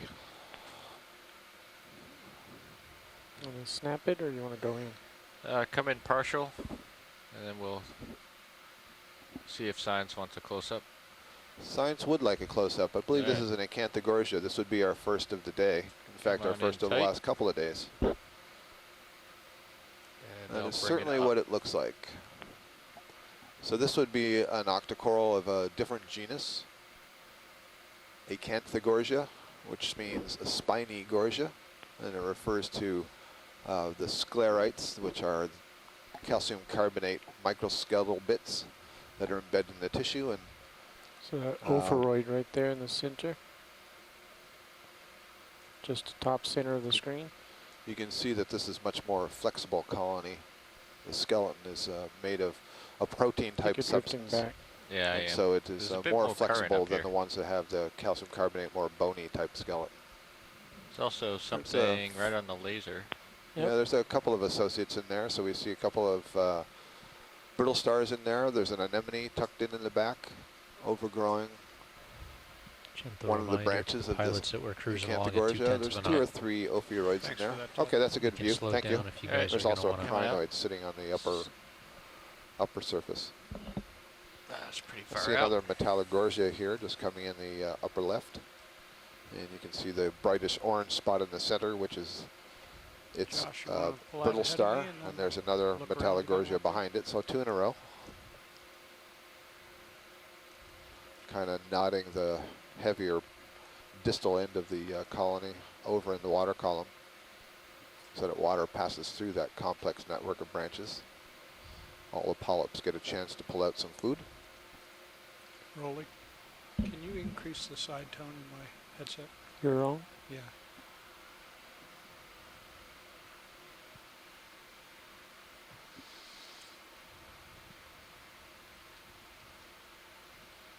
That brighter white fan that you're seeing is a corallium, octocoral corallium. Looks like here's a, can we have a look at this whip that's just coming to the center of the screen, a little bit lower right?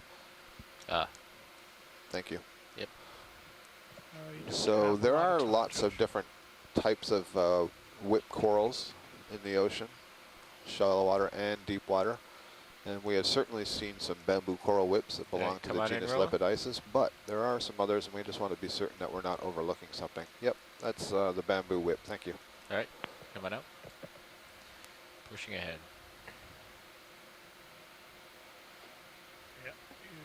One of the objectives of our dives here is to get a sense of the diversity that lives on seamounts. Susan, you might want to look at the geology here. It's like these big broken blocks. Coral.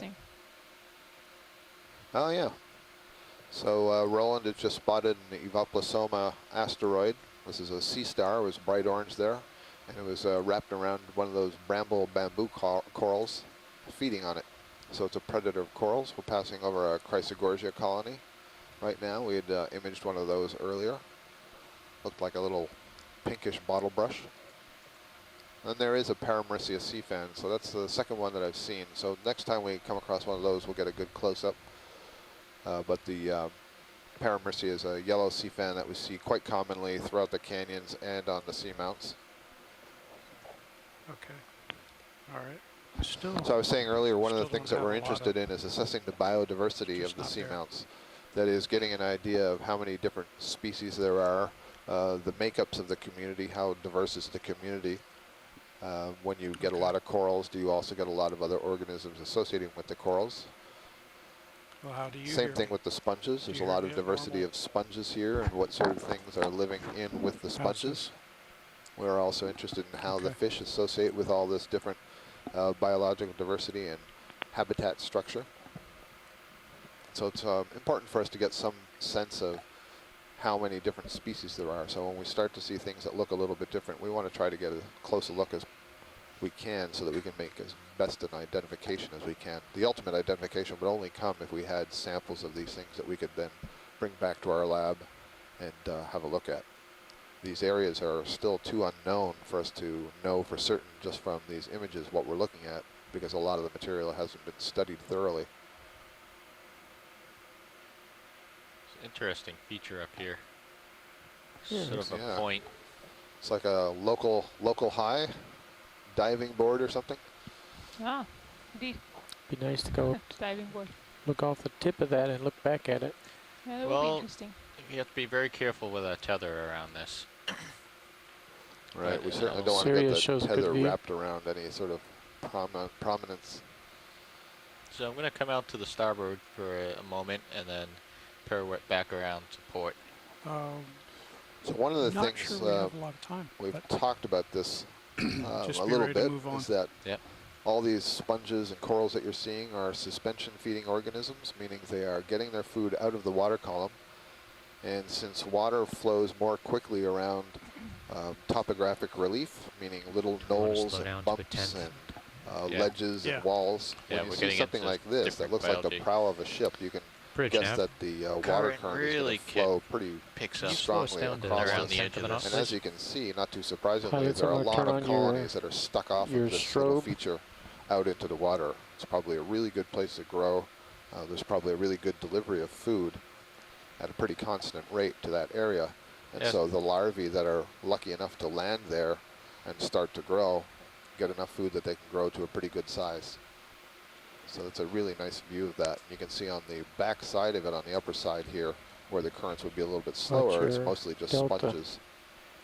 I am 9 seeing meters. an asteroid there. Copy that, pilot. On I one turned of on those your sponges. strobes. So I'm going to snap the strobe. If it's possible to zoom in, I understand there's some constraints, but if it's possible to zoom in on the yellowish corals that are on the right side, I'd like to just be able to verify what those are. A lot of what we're seeing on the very edge there appear to be bubblegum coral, perhaps. Eridigorgia, that's definitely what's on the upper side. All right. You can just zoom from this angle. Yep. Come Thank on you. in video. I'm going to come down a little bit. Guys, can I please request a little more delta depth since you're going right over the It top? looks to me like Sure. it's overgrown, skeleton's overgrown with zoanthids. We have 9 meters. I can give you. Yeah. I'm actually getting a little bit more interested in the coral that's just above it, actually. You can see the arms of some brittle stars wrapped around.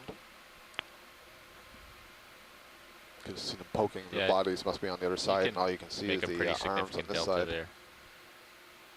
But I'm wondering if this Yeah. is a Candadella that's growing just above it. Oh, I think trying it to is. Keep the imaging good too. So this colony that's just coming into view here, this is going to be something new for the day. This is a Primnoidoct coral. It's in the family Primnoidae. You can see how much it's moving there. The current is really coming around. The current this. is wiggling it quite a bit. You can see down below there even more. And I'm having to make a decent amount of adjustments just to maintain this. So this Actually, do we completely want to backs up stop what the I ship just said. and let it slide in here? It's still going to drift another 20 meters at least. Okay, Josh, you're. Is this of enough interest? We want Yeah, to I stop think the this is ship? of enough interest. This is something new, and it could have some very interesting associates with it. So if that's possible, Todd. Okay, we might have to move on past this one. Understood. But looks like we'll settle in probably in about another 20 meters worth of serious movement. Okay. All right. Bridge nav. Come out slowly. Could you please come Got to me lasers on? up here? I'm We're looking going to hope to backwards see at you. some more of this in a little Lasers bit, are but on, most of but, those colonies that you see there belong Copy to the that? genus Yes, I copy. Candadella. That's a member of the family Primnoidae. Coming to port. And if we see some more, we'll have a close look and tell you a little bit more about the biology of that species. But just as a note, and I Pushing see that ahead. the scientists on shore also saw it, that first colony of Candadella we were looking at was greatly overgrown by a zoanthid that looked different from most of the others that we've been seeing, which is kind of interesting. I also find that interesting because that is not a colony of coral that I'm used to seeing zoanthids grow on. So yep. kind of interesting. Head back to our direction. Oh, Todd, what is our exact? Casey Cantwell, who Susan just referred to earlier, has asked a question in the event log about whether we were looking for this yesterday, and indeed, Casey, we were wondering what depth we would have to get at before we started seeing these Candadella colonies. We didn't see any. We were seeing lots of corallium yesterday, and some other pretty high off the bottom bamboos, and then we wondered when would we start to see Candadella, Eridigorgia, and Metallogorgia, and here you go. We've seen all three of them today. And so there may be a good indication that depth is really important, or the temperature is really important to the vertical distribution of these corals. That is where they're found in the water column. 30 meters per minute. At what depth? Copy. While you're up high. So really good question. Interesting observation that we're seeing some different corals today than we saw yesterday. We haven't gone very far in space in terms of our distance from Atlantis 2. I believe to get a better idea of what's around me. Sure. Not more than about 60 miles, I think, from the Atlantis 2 complex. I need to turn a little bit more to the right. But we are at a somewhat different depth. Looking in our direction of advance. Copy. Several hundred meters shallower. Because I expect you'll be at least Scott, another 20 meters. This is Tim. Hey, Tim. Was there a target put down at the Candadella promontory? No, but we can do that. I don't think we're going to be able to get back to it. We're hoping to see another one. We'd already put in a move. Right. That was a great find, though. Fantastic.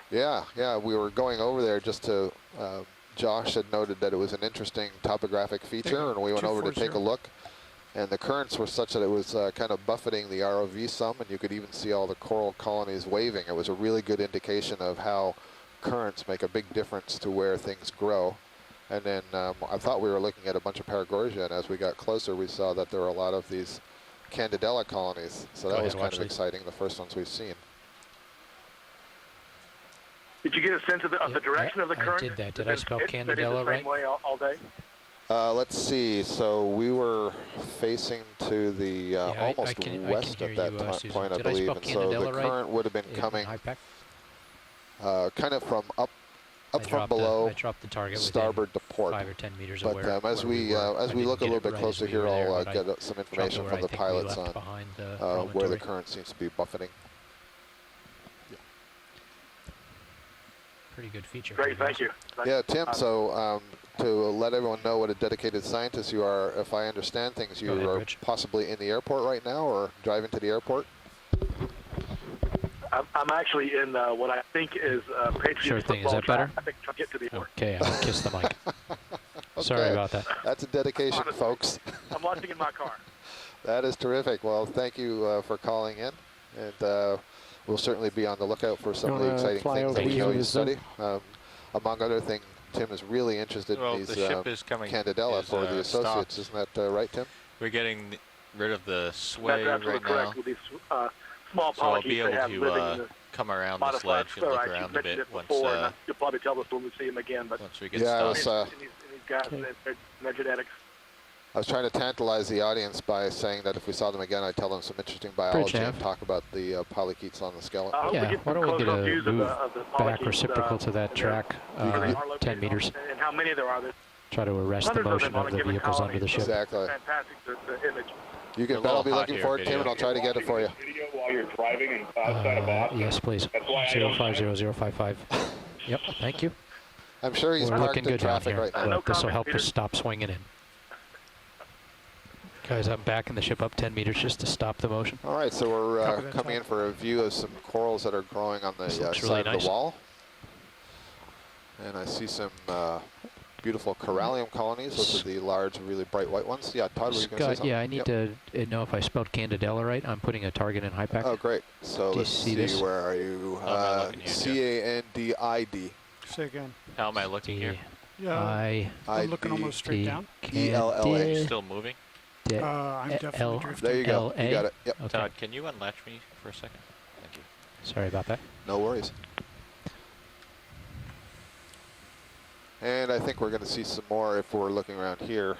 Those might be those sort of pinkish colonies, maybe Candadella next to the bright white ones. I see a squat lobster on the back of one of those colonies. Lateraling to your right. That'll be good. If any of you are interested, have a look at stream number 2. You'll see the Sirius camera feed looking down on the Deep Discoverer, and you can see that this is a pretty impressive wall that we're looking at, and we're looking at the upper edge. And it is fairly common to see at the upper edge of these walls and ledges lots of different suspension feeders growing. Again, this is where the currents are going to be accelerated as they sort of zip over the edge. And you can think of the same sort of dynamics as an airfoil. So the lift in a plane is the same sort of thing as the air moves over that curved surface. So indeed, this is Candadella that we're looking at, this pinkish stuff.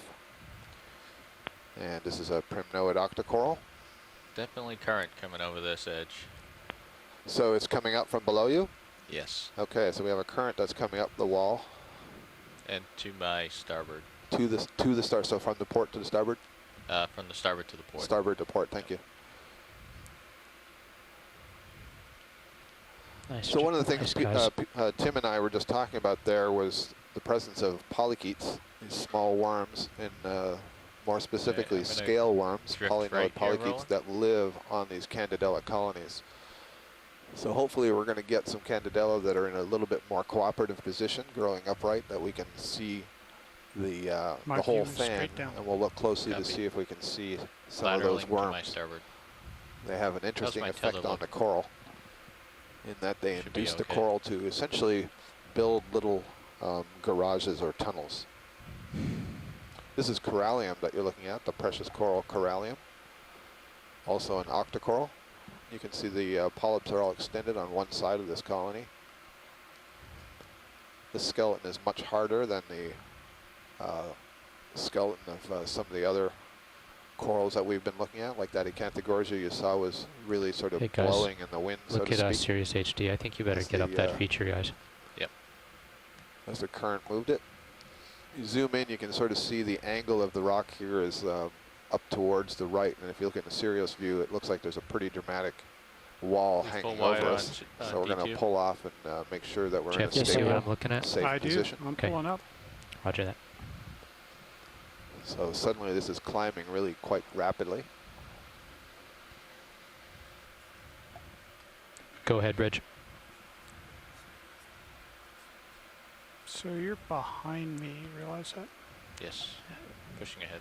I suppose they have never changed it around, and we hadn't anticipated changing head, but if you're okay with putting it back on the fantail, on the transom, that'd be fine.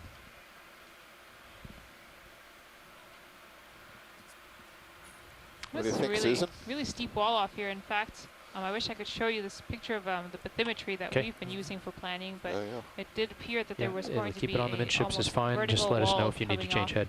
Our right side, we're looking good. That's what we're seeing here. Maybe another 10 meters back, 050. Very steep face leading up to the flat top of the seamount. We're just moving along it now. Another bump. We are really lucky that we have mapping specialists here who create these just fantastic 3D maps. And not only do they create the 3D maps, but you can rotate those so you can investigate it through space. And I believe the video crew here, along with Lindsay McKenna, the mapping lead, have been producing a little animation to show us spiraling through these 3D features. And we're going to put that on the website so you can get a sense of what we see. But in that 3D reconstruction, when we were looking at it yesterday, planning this dive, we were all oohing and ahhing at this huge cliff, and you know, kind of reminded me, if any of you have seen Devil's Tower, the national monument, the National Park Devil's Tower, doing nothing but how that just sort of has this very, very tall, pretty straight up wall. It's the same sort of thing that we see running off to the right here. Holding here. Very nice. So what we've been trying to do is sort of run along the ridge at the top of this wall, and just for a moment there we dropped off over the edge. Looks much, much better. You guys look like you're in a much safer spot. Ship is moving a second 10-meter step back. So Sirius should be sliding to a stop any minute. There's sort of a long pillow lobe coming down here. It's on the view of the camera now. You see how it stretches down from top to bottom. At the bottom, it's sort of rounded at its end. It's sort of an interesting little feature.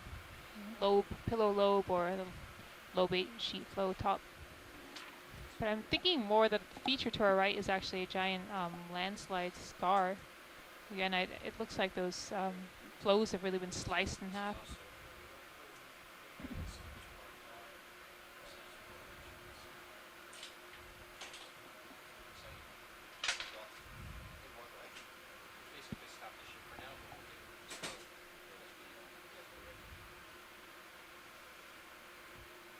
There's no doubt I'm still sliding forward. Yeah, copies that. Again, if we were to try to go up and down this vertical face here, it could get a little dangerous for the ROV. It's depending on the movement of the ship. If the ship moves in the wrong way, it could drag the ROV up against the cliff, so we are going to avoid going up and down such a vertical surface.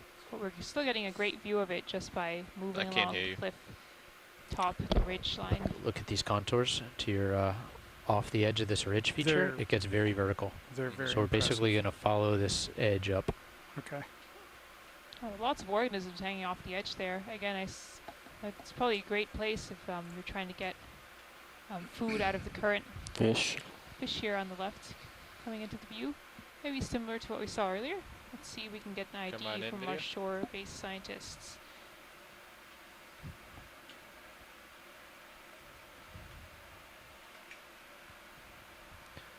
Yeah, average slope over the next 50 meters a run is about 32 degrees, 30 degrees or so.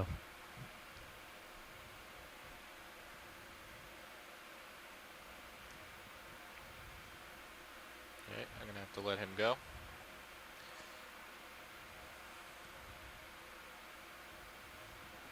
Coming back into the wall.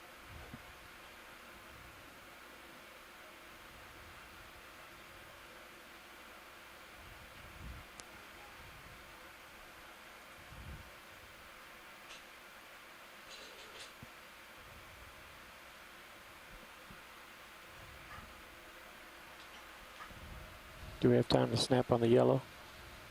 The yellow what? Sponge. So get a freeze frame of it. Okay.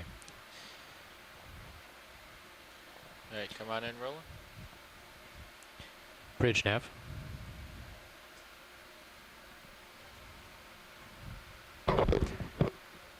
Bridge nav.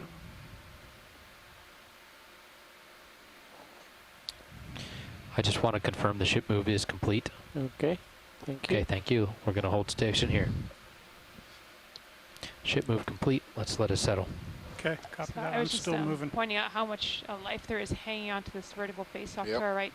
Everything's just stretching out, leaning into the current, I bet. Absolutely. Come around this edge. Especially, you know, as we heard our pilot say before, the current was coming up from below the ROV up towards the edge of this wall, so it's probably just zipping right over this ledge. Just a reminder to those of you who haven't checked it out yet, the video feed on screen number 2 will give you a nice view of the Deep Discoverer ROV. Swimming perched, well, not perched, but hovering at the edge of this wall, so you can get a sense of what's going on down below. Oh, Aristopenaeus. So a really nice view of this shrimp that's well adapted for swimming. And earlier we were looking at what I called Lophogastrid, euphausid basically. And I said that it didn't have these long swimming legs on the abdomen. This one does, and that's what you're seeing doing all the rowing there. All right, come back in.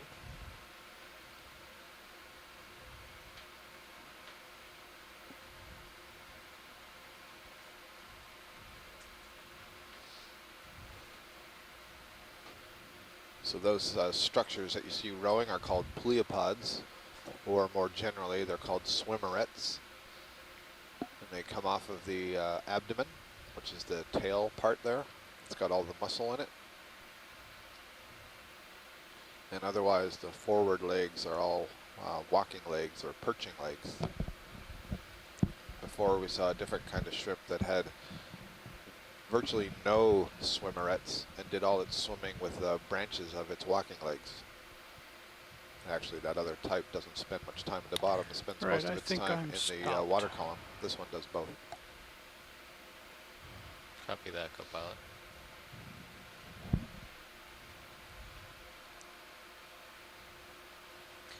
Alright, we're in a pretty stable position here, science. All right, great. Well, let's see if we can find another Candadella now. There's a nice Eridigorgia, the bubblegum coral, that red color.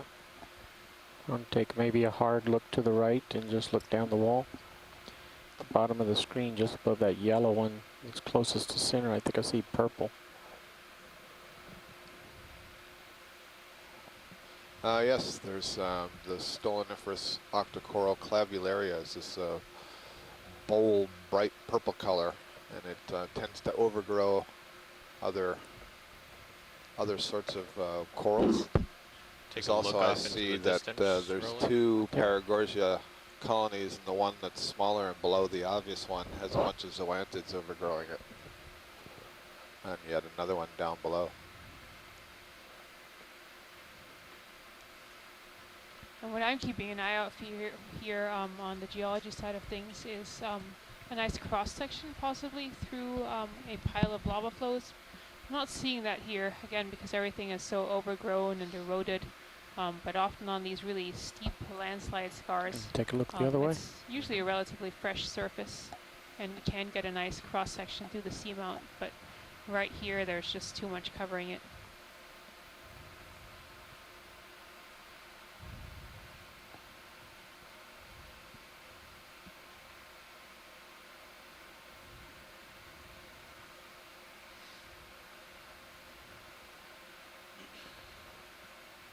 If you're in a position just going off the right side of the screen, there's a colony that's sticking out from the sponge. That would be a good one to look at. Copy that, science. Thank you. Coming in.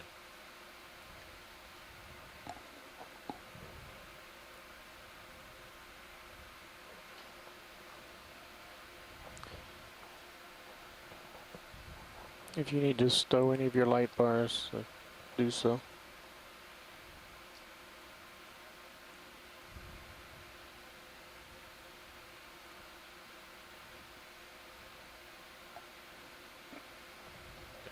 Just get stable here. Need to get a little bit more to the right. Yep. May need to stow my upper if we're going to spend much more time on this edge. Alright, let's try that. Come on in.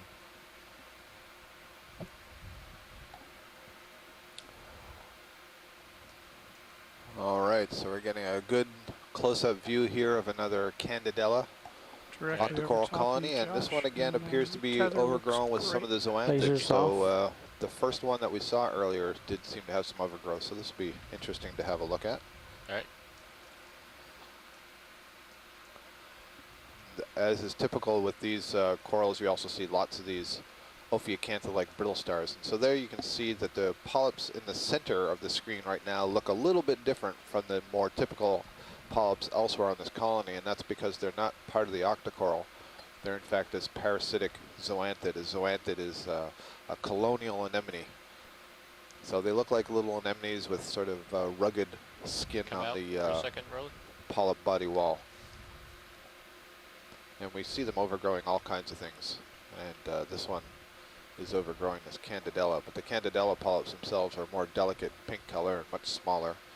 And they actually have a little suit of armor, if you will. All members of the family Primnoidae, all the polyps have these sclerates, calcium carbonate microskeletal elements that are arranged kind of like plates or scales that are arranged in different ways, kind of like a suit of armor surrounding the polyp. And the polyp can pull in its tentacles and basically be hidden in this series of plates. And the shape of the plates and the arrangement of the plates over the polyp are what are used to describe the different genera and species. So this Candadella may be a bit hard to use to look for those worms because there's so much other stuff overgrowing it. You can see the way the Ophiroids have clambered up on top and are hanging off the top edges with their arms kind of drifting in the water.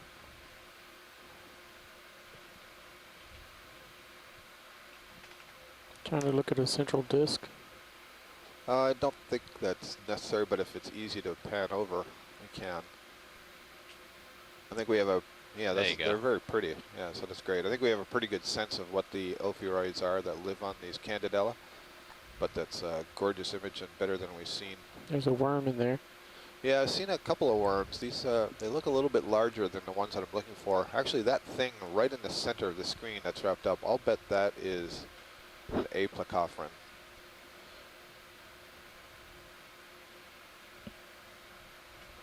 Set this oscillation settle out a little bit.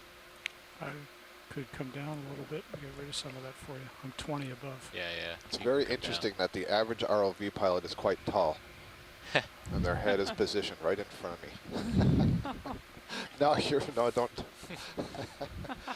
Yeah, I'm pretty sure that that's an Pleopods. So I've said that word a couple of times now on a few dives. An Pleopods is a very unusual kind of mollusk. So it's related to the snails and slugs and clams and all the cephalopods, the octopus and the squid. It's kind of worm-like. Yes. And there are two groups of Pleopods, and one of those groups is a specialized predator on coral. And I think that's what that is. You know, I think I'm not moving, but then I start to move again.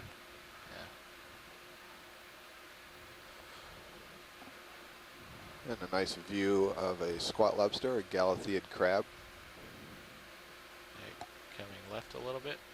And so we're getting another close view of this Candadella, which is really being severely overgrown by this zoanthid, so I don't know how well this Candadella is going to do in the long term. And so this is a great view of these different associations. This is not going to be the best colony to look at to try to find the polychaete, so we'll move on from this one. That sponge had some shrimp inside. Maybe it's the sponge that's actually, yeah, the sponge at the bottom of that coral.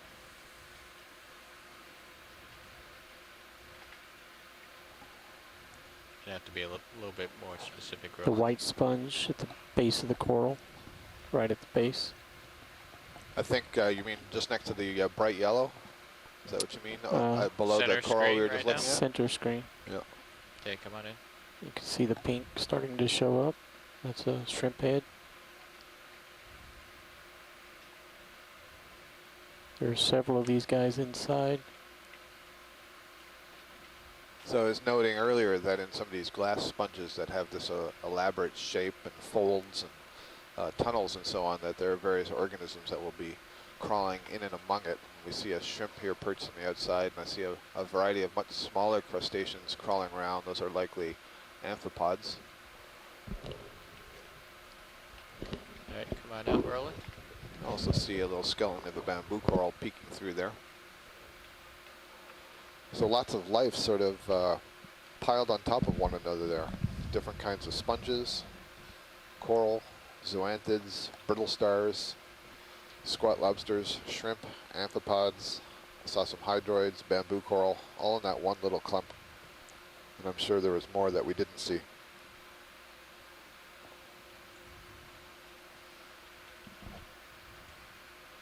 Coming down a little bit. Let me know when I come too far down.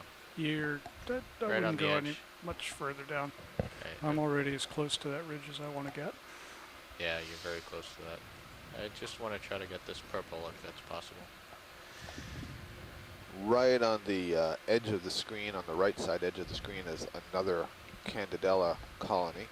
And I'm pointing this out just to the viewers. You can see how pink it appears at the tips. And that's in part because of the Ophiroids that are no doubt there. It gives off this sheen. And so usually it's fairly easy to detect a Candadella from a distance because it appears to have these roses on the tip. What we're zooming in on now is this very intense purple color. All right, come on in, video. This is an octocoral that grows more like a mat or a ribbon, and it's overgrowing a dead glass sponge. So the brown that you see, that brown skeleton, is the remains of the skeleton of the glass sponge. And this octocoral is growing like a mat over it. So it has a series of polyps, but instead of creating a skeleton, it grows kind of like a mat. Those polyps can also retract a good view into the of tissue. the rock underneath on the left. We should get a view of that for looks like a squat lobster that is sitting on the sponge there, and there's some small hydrozoan polyps that are overgrowing various bits of old skeleton. There's a really nice view of that, of the purple polyps of this clavularia. Such an intense color. And that's a fairly common coral as well. We've seen that in the canyons, as well as on various of the seamounts.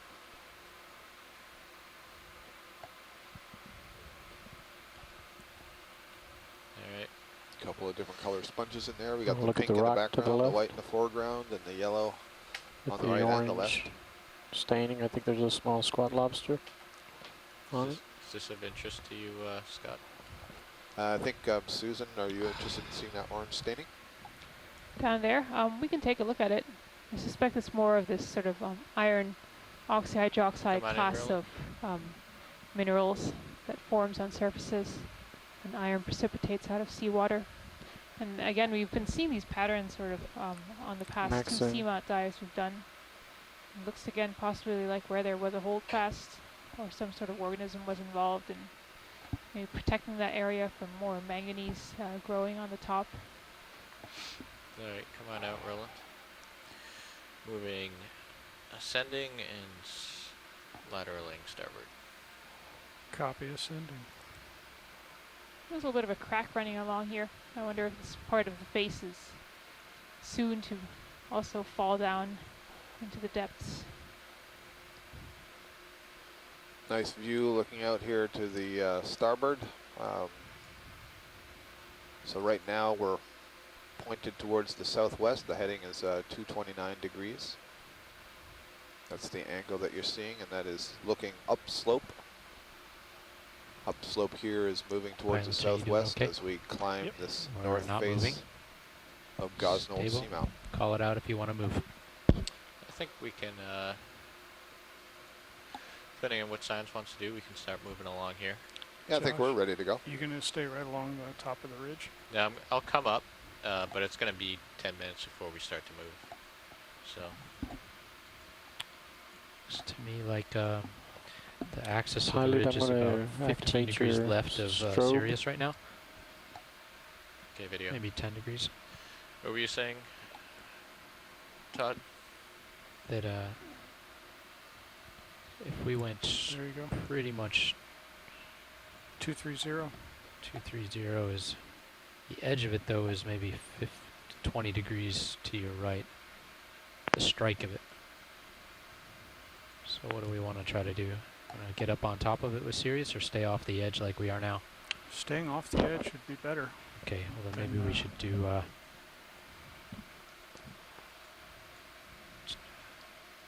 245 roughly.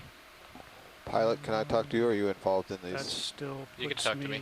In the lower, just left of center, a little bit low, there's a red and yellow just below you. Okay. When you're ready, so we can get a close up. Turn my head back to look at him. Right, we'll do 255 or 260. 260, I'm happy. 260. What we're looking at here is another Paragorgia bubblegum coral, but in this case, there are zoanthids overgrowing this one, and maybe we can get a good look at this. And one of the things you'll notice, I keep saying this word zoanthid, so it refers to an order of hexacorals. They're essentially colonial anemones. And there was some discussion going on here among some of the scientists, Andrea Cotrini and Rian Waller, in the event log, about how the zoanthids that we saw overgrowing the Candadella were very different than the ones that we see, for example, overgrowing this Paragorgia.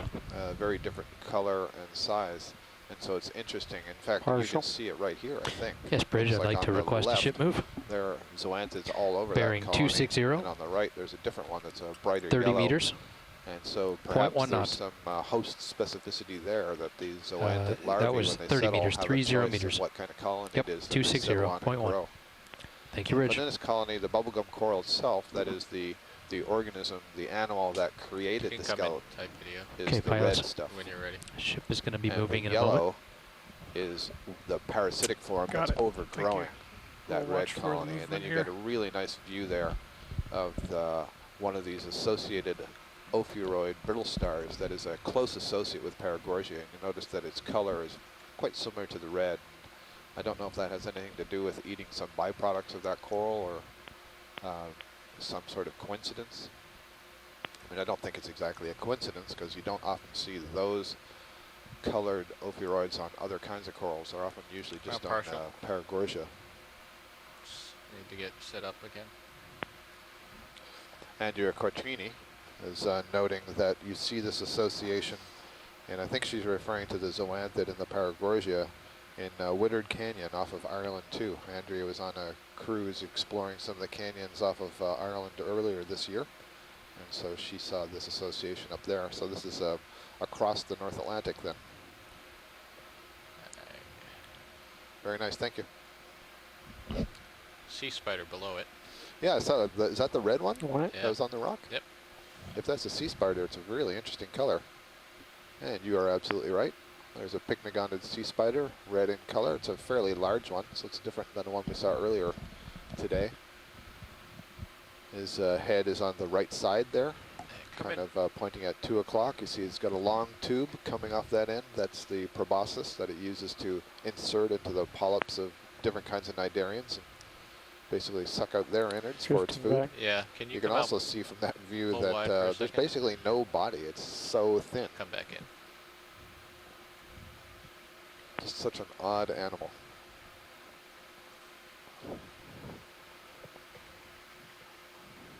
All right, come on in, Roland.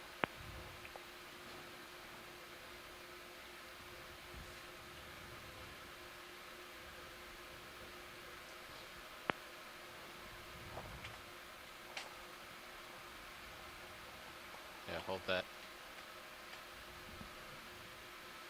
Centering it up. Josh, I'm starting to move. Copy that. So as soon as you're done, I need you to turn and move. Copy. Because I'm looking straight Oh, down. so here, sorry, I was come on out. in the chat room. I missed this. So a really nice view of that pycnogondid sea spider there. And again, you can see that Can you stow my really upper all the swing legs arms? come together and there's Yes, I virtually can. no body to pull speak back of. It's here. extremely thin. Either stow them or bring them And because out of that, wide. different Which would you prefer? organs Stowed. extend into the Stowed. legs. So Aye. for example, parts of the digestive system and parts of the reproductive system extend into the legs. So we're going to move along here, Scott, and we're stowing the upper swing arms. That sounds good to me. In fact, I know there are several scientists who would be really happy to make it closer to the plateau. So at a speed that you guys feel comfortable with moving up, we'll be happy with. Hydraulics on. I thought so. You got to speed out of regulation. So in the meantime, we had another Thanks. comment on the Facebook page, a request for a brief explanation of the origin of seamounts. And I guess I haven't really talked about that Okay, you good? on air directly, so maybe this is a good chance It's to beautiful yellow. talk about that. So we are diving on the Come in New partial. England seamount chain. This is a linear trail of seamounts Hold that. that sort of points out from the U.S. coast out towards the Mid-Atlantic Ridge. So that mid-ocean ridge is a place where new oceanic crust is formed. That is, lava comes to the surface as the tectonic plates are pulled apart and solidifies to make new crust. So the reason we get volcanoes here, actually far away from that Center picture, screen. one explanation for that is known as the hotspot hypothesis. So that is, there is a plume of lower density material actually rising up from deep in the earth, comes up to a spot on the oceanic crust, and some of those lavas can come up through the crust and they start to form seamounts directly above that, what we believe to be semi-stationary plume. So you can imagine that as the tectonic plates slowly move over that plume, you'll get seamounts forming in a chain. And this is exactly what's going on at Hawaii. That's Hawaii. The Hawaii Emperor chain is sort of that type example of a hotspot chain. In fact, many other hotspot chains around the world don't behave like that. New England seamounts are quite interesting in that they stop abruptly, sort of halfway between here and the Mid-Atlantic Ridge. Crinoid. So that is sort of the short explanation for how we get seamounts in the middle of oceanic crust, away from the mid-ocean ridges where we actually would expect to get some lava coming up.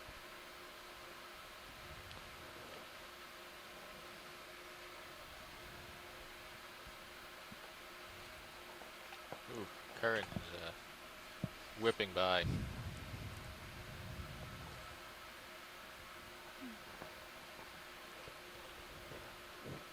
One of the scientists in our instant messaging system, Amy Bacco-Taylor, who's at Florida State University, has done a lot of work Thank you, Jeff. off of Hawaii, on the seamounts off Hawaii. There's a or jellyfish or something pink right in the center of the dandelion? screen floating. Yeah, come in on that. We'll check that out before I continue. Another dandelion, my goodness. So this is a Josh, Colonial Siphonophore. This is a kind of cnidarian. It is a hydrozoan. It is a colony, and it basically anchors itself to the bottom using those little tentacles or tendrils that you see extending. That's okay. We've got some fantastic video of that yesterday. I've got to push ahead. Yep. We're moving along Let's here. do it. See a nice tall bamboo coral here, Lepidopsis type. Could you get out? Just back to that dandelion for a second. So that's a colony in the same group as the Portuguese man of war and the Siphonophore chains that we see as we're coming down through the water column. That one's just adapted to live kind of snagged to the bottom with those long towards tendrils. the top of this as we move. Copy that. Jeff? Yep.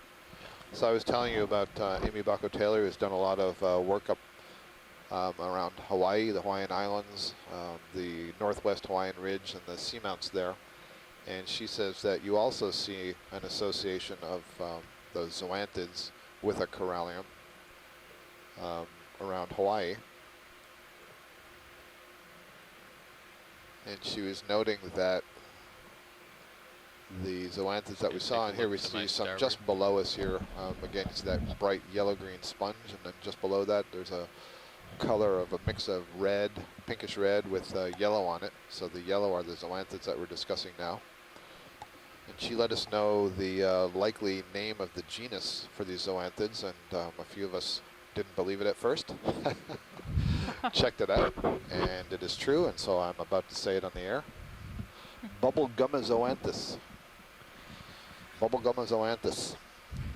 So this is apparently, I would imagine, named because it is a specialist living on the bubblegum coral, Eridigorgia, or at least it was described from specimens that came off of a bubblegum coral, Eridigorgia.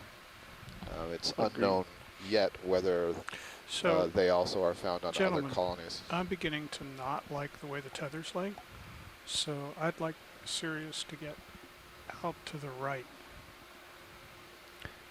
Take a look in your bubble cam. I think the tether's pretty vertical off of D2, even though it looks like it's at an angle. I follow you, and we can move the ship. I think the ship has mostly finished its move, though. Beautiful view so, off of HD. But have a look in the Titan and see what you think. Well, it's hard to see. Go ahead, Bridge. The relief. 4 meters, copy that. Yeah, the ship only has 4 meters left to move. Okay. So we're gonna live with this whether you like it or not. So increase delta if you're very concerned. No, I've come up quite beautiful brown coral. Yeah, there's a very large black coral coming up ahead. I was just waiting for the pilot's navigator to work things out there. That is a very big black coral. Yep. Very this old. Is probably in the genus Pleopods. Just before we look at it, lasers on. To its, I guess about 7 o'clock, there's a small yellow fan, and we keep passing over it and never zoom, and I just want to verify it is what we think it is. To lower left? It's almost right in the center now. It's a yellowish color next to a pink thing, to the right of a pink thing. Scott? Yes? Is there a preference to stay right on the edge of this, or do you want to stay up on top, more like where Josh is now? As we continue our move, I can keep Sirius off the edge, and Sirius can kind of contour along the drop-off. Yeah. Or we can get up on top. Yeah, it's a tough question because I'm seeing there's different things on both sides, but in the interests of moving a little bit more quickly, what do you think is the better option? More quickly, I would get us up on top of this. Okay, so let's do that because, I mean, we're seeing the same sort of things here, and if we can just drift to the edge a little bit, not necessarily go over it and identify, then that'll be fine, but that will allow us to get to the flatter upper parts, which are of interest to a lot of people. So we'll try to do as much as we can for everybody. Let me make sure our pilots agree with me before we put that in. Okay. So we're looking at a Mercia Sea Fan you here. staying on top would limit Josh's ability to dip over the edge and get in a scary position, right? Known as the whole Axonia. Whereas if I were this has a much more flexible skeleton. He would be ever so tempted to do that. Earlier we saw the Acanthagogia. It would be okay, but we would probably end up doing bumps instead of a steady move. Right. So it's, these yellow sea fans are very common in the canyons on the seamounts. There's several different species. We're not exactly sure how many species there are right now. Can you help me look at the sonar and pick a heading that keeps you just about on the spine, so Josh could reach out and tickle the edge if he wants, but not dwell there? The arms of the Ophiroid wrapped around the branches of the coral. Look at the big one from this angle. And to its left was an Anthomastus. Maybe just inboard of the edge. A little sort of toadstool. Yeah, like we're hiking out on a windy day and we're just kind of hanging in there on the lifelines. Okay. So now we have this tremendous black coral, really large specimen. It's the genus Pleopods. There's a new species that was just described last year, Pleopods magna. 15 the genus meter itself move in is this a brand new genus. Let's see how it's it rides. The first species that was described in it. And that was described from the North Atlantic here, from canyons. So 15 meters so in this direction almost assuredly, that's what we are looking at here. Is. We've seen some of these in the seamounts, and they just get to these monstrous size. They are often growing off the vertical wall. This one seems to be growing off the upper edge of this ridge. I'd like to request a ship move. Bearing 225. 15 meters, 1-5, at 0.1 knots. So this is a black coral. That's right.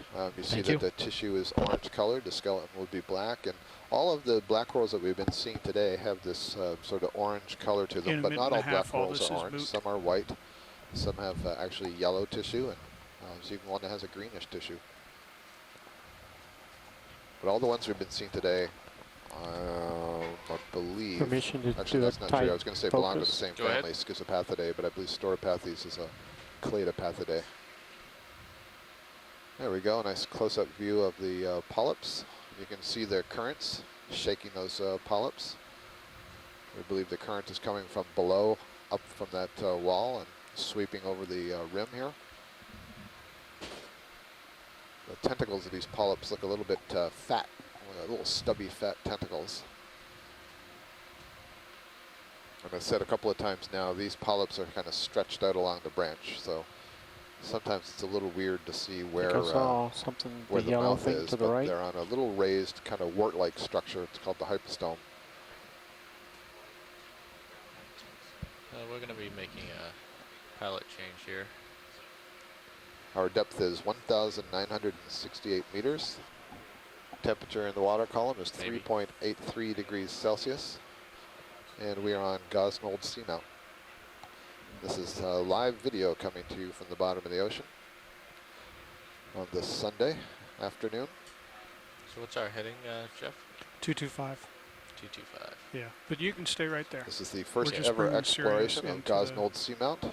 Edge of the cliff. As a group of scientists, we chose a variety of places that we wanted to visit that nobody had been to before, so we could get a sense of the biological communities and the geology.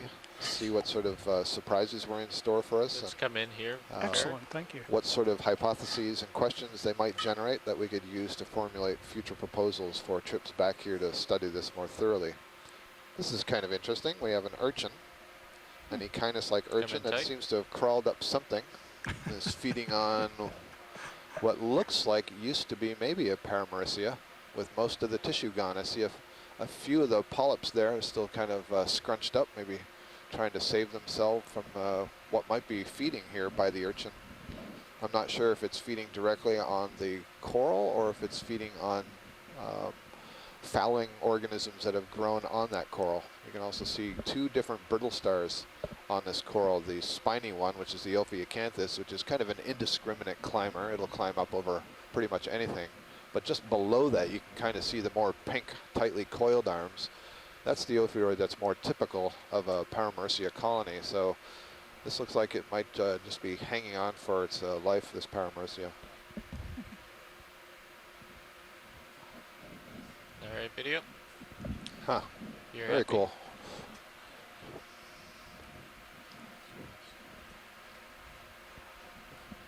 And we have had no shortage of coral to look at today, I'll tell you. The ground is just littered with this scraggly, brambly bamboo coral. We've had lots of corallium colonies. As we've been traversing the edge of that wall, we've saw lots of Candadella and corallium and Eridigorgia colonies, and we're starting to see some of these yellow Mercia fans. We see the occasional whip coral, bamboo. We've seen some Eridigorgia, and I believe there's another one coming up here right ahead of us. Kind of has the general shape of a thick bottle brush or a test tube cleaner, if you want. Todd, once that move is done. Yes, sir. And, I hope this is a sponge and not the Godzilla version of a that'll take us barnacle. right up the spine. Okay. Can we get a look at this thing that's just on the right side of the screen, about midway up? It's white with maybe some sediments on it. Yeah, exactly. That the lobe lobes thing. to the right, or the? Yep, the lobes to the right. Correct. Okay. I think it's a sponge with some sediments on it, but it had a kind of a shape of a scalpellid barnacle. I can't believe there's one that big, but. Well, we're about to make a pilot change here, so sure. I'll leave this for. Thanks, Josh. Right. We're doing a watch change. Moving at the bottom of the screen. Oh yeah, yeah. There's something crawling right over the surface. Yep, it's probably a crab. He's on the sort of greenish brown sediments right now. He's just below the center of the screen. He's not moving right now. He's still. Come on in, video. You're going right at the right spot. Yep, it's right there in the center. And what is it? How could it have disappeared? I don't see it now. That's a sponge that's sticking out, that white thing, but it was more brownish. I saw it too. That thing right there. It's is it inside that sponge? Is that a leg? That brownish thing right there. Yeah. That brownish thing's got legs sticking out of it. It's a hermit crab, I think, with a sponge on it. You got to be kidding me! Come on. Really? Because we saw that brown thing moving. That's a sponge skeleton, and those are crab legs sticking out. So that would be a new one on me. That's kind of cool. Yeah, well, exactly. It is a difficult housing market. If there's no snail shells around, then you got to get what you got to get. There's also a little skeleton shrimp there doing its little bobbing trick on the left side on the rock. Wow. Good eye, Jared. There we go. There we go. He's moving.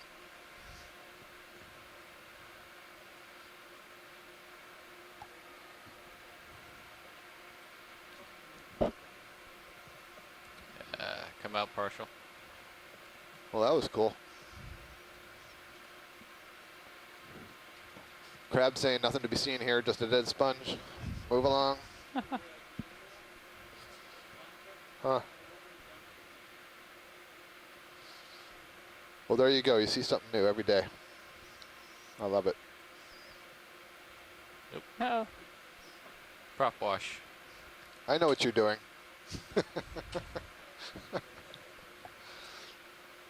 Have we taken a look at that giant possible barnacle yet? Oh, we're yeah, going to make a pilot change, Yep, and we're gonna then Dave Wright change, will yep. do that for you. Looks Great. like there's either a fish or that shrimp coming up again on the left. I think it's that shrimp we saw earlier. So, anybody on shore ever seen that? Exactinode sponge being used as a hermit crab Catching up housing? with you quickly. So I'm pretty convinced that's what that was. Yeah, we've never seen that done. Yeah, that was great, huh, Rian? It's kind of interesting the way Jared saw it scuttling across the base, and then as soon as he zoomed in, it just like froze. Hello, pilots. I'm going to be here for the next half hour. Dan's been in the control room all day. Wrong button. Hello, Scott. Hello, Dave. Welcome back. Looking right down at you, Dave. All right, I was told the potato. The potato in the center of the screen, which is either a sponge, it's probably a sponge with some sediments on it, various lobes. I just want to make sure it's not a giant, monstrous barnacle. So I've heard from at least 3 very experienced deep sea biologists who have seen Pilots, our hours general of deep sea bottom plan is video. to keep trucking. This would be Rian Waller We've got and Andrea Quattrini. serious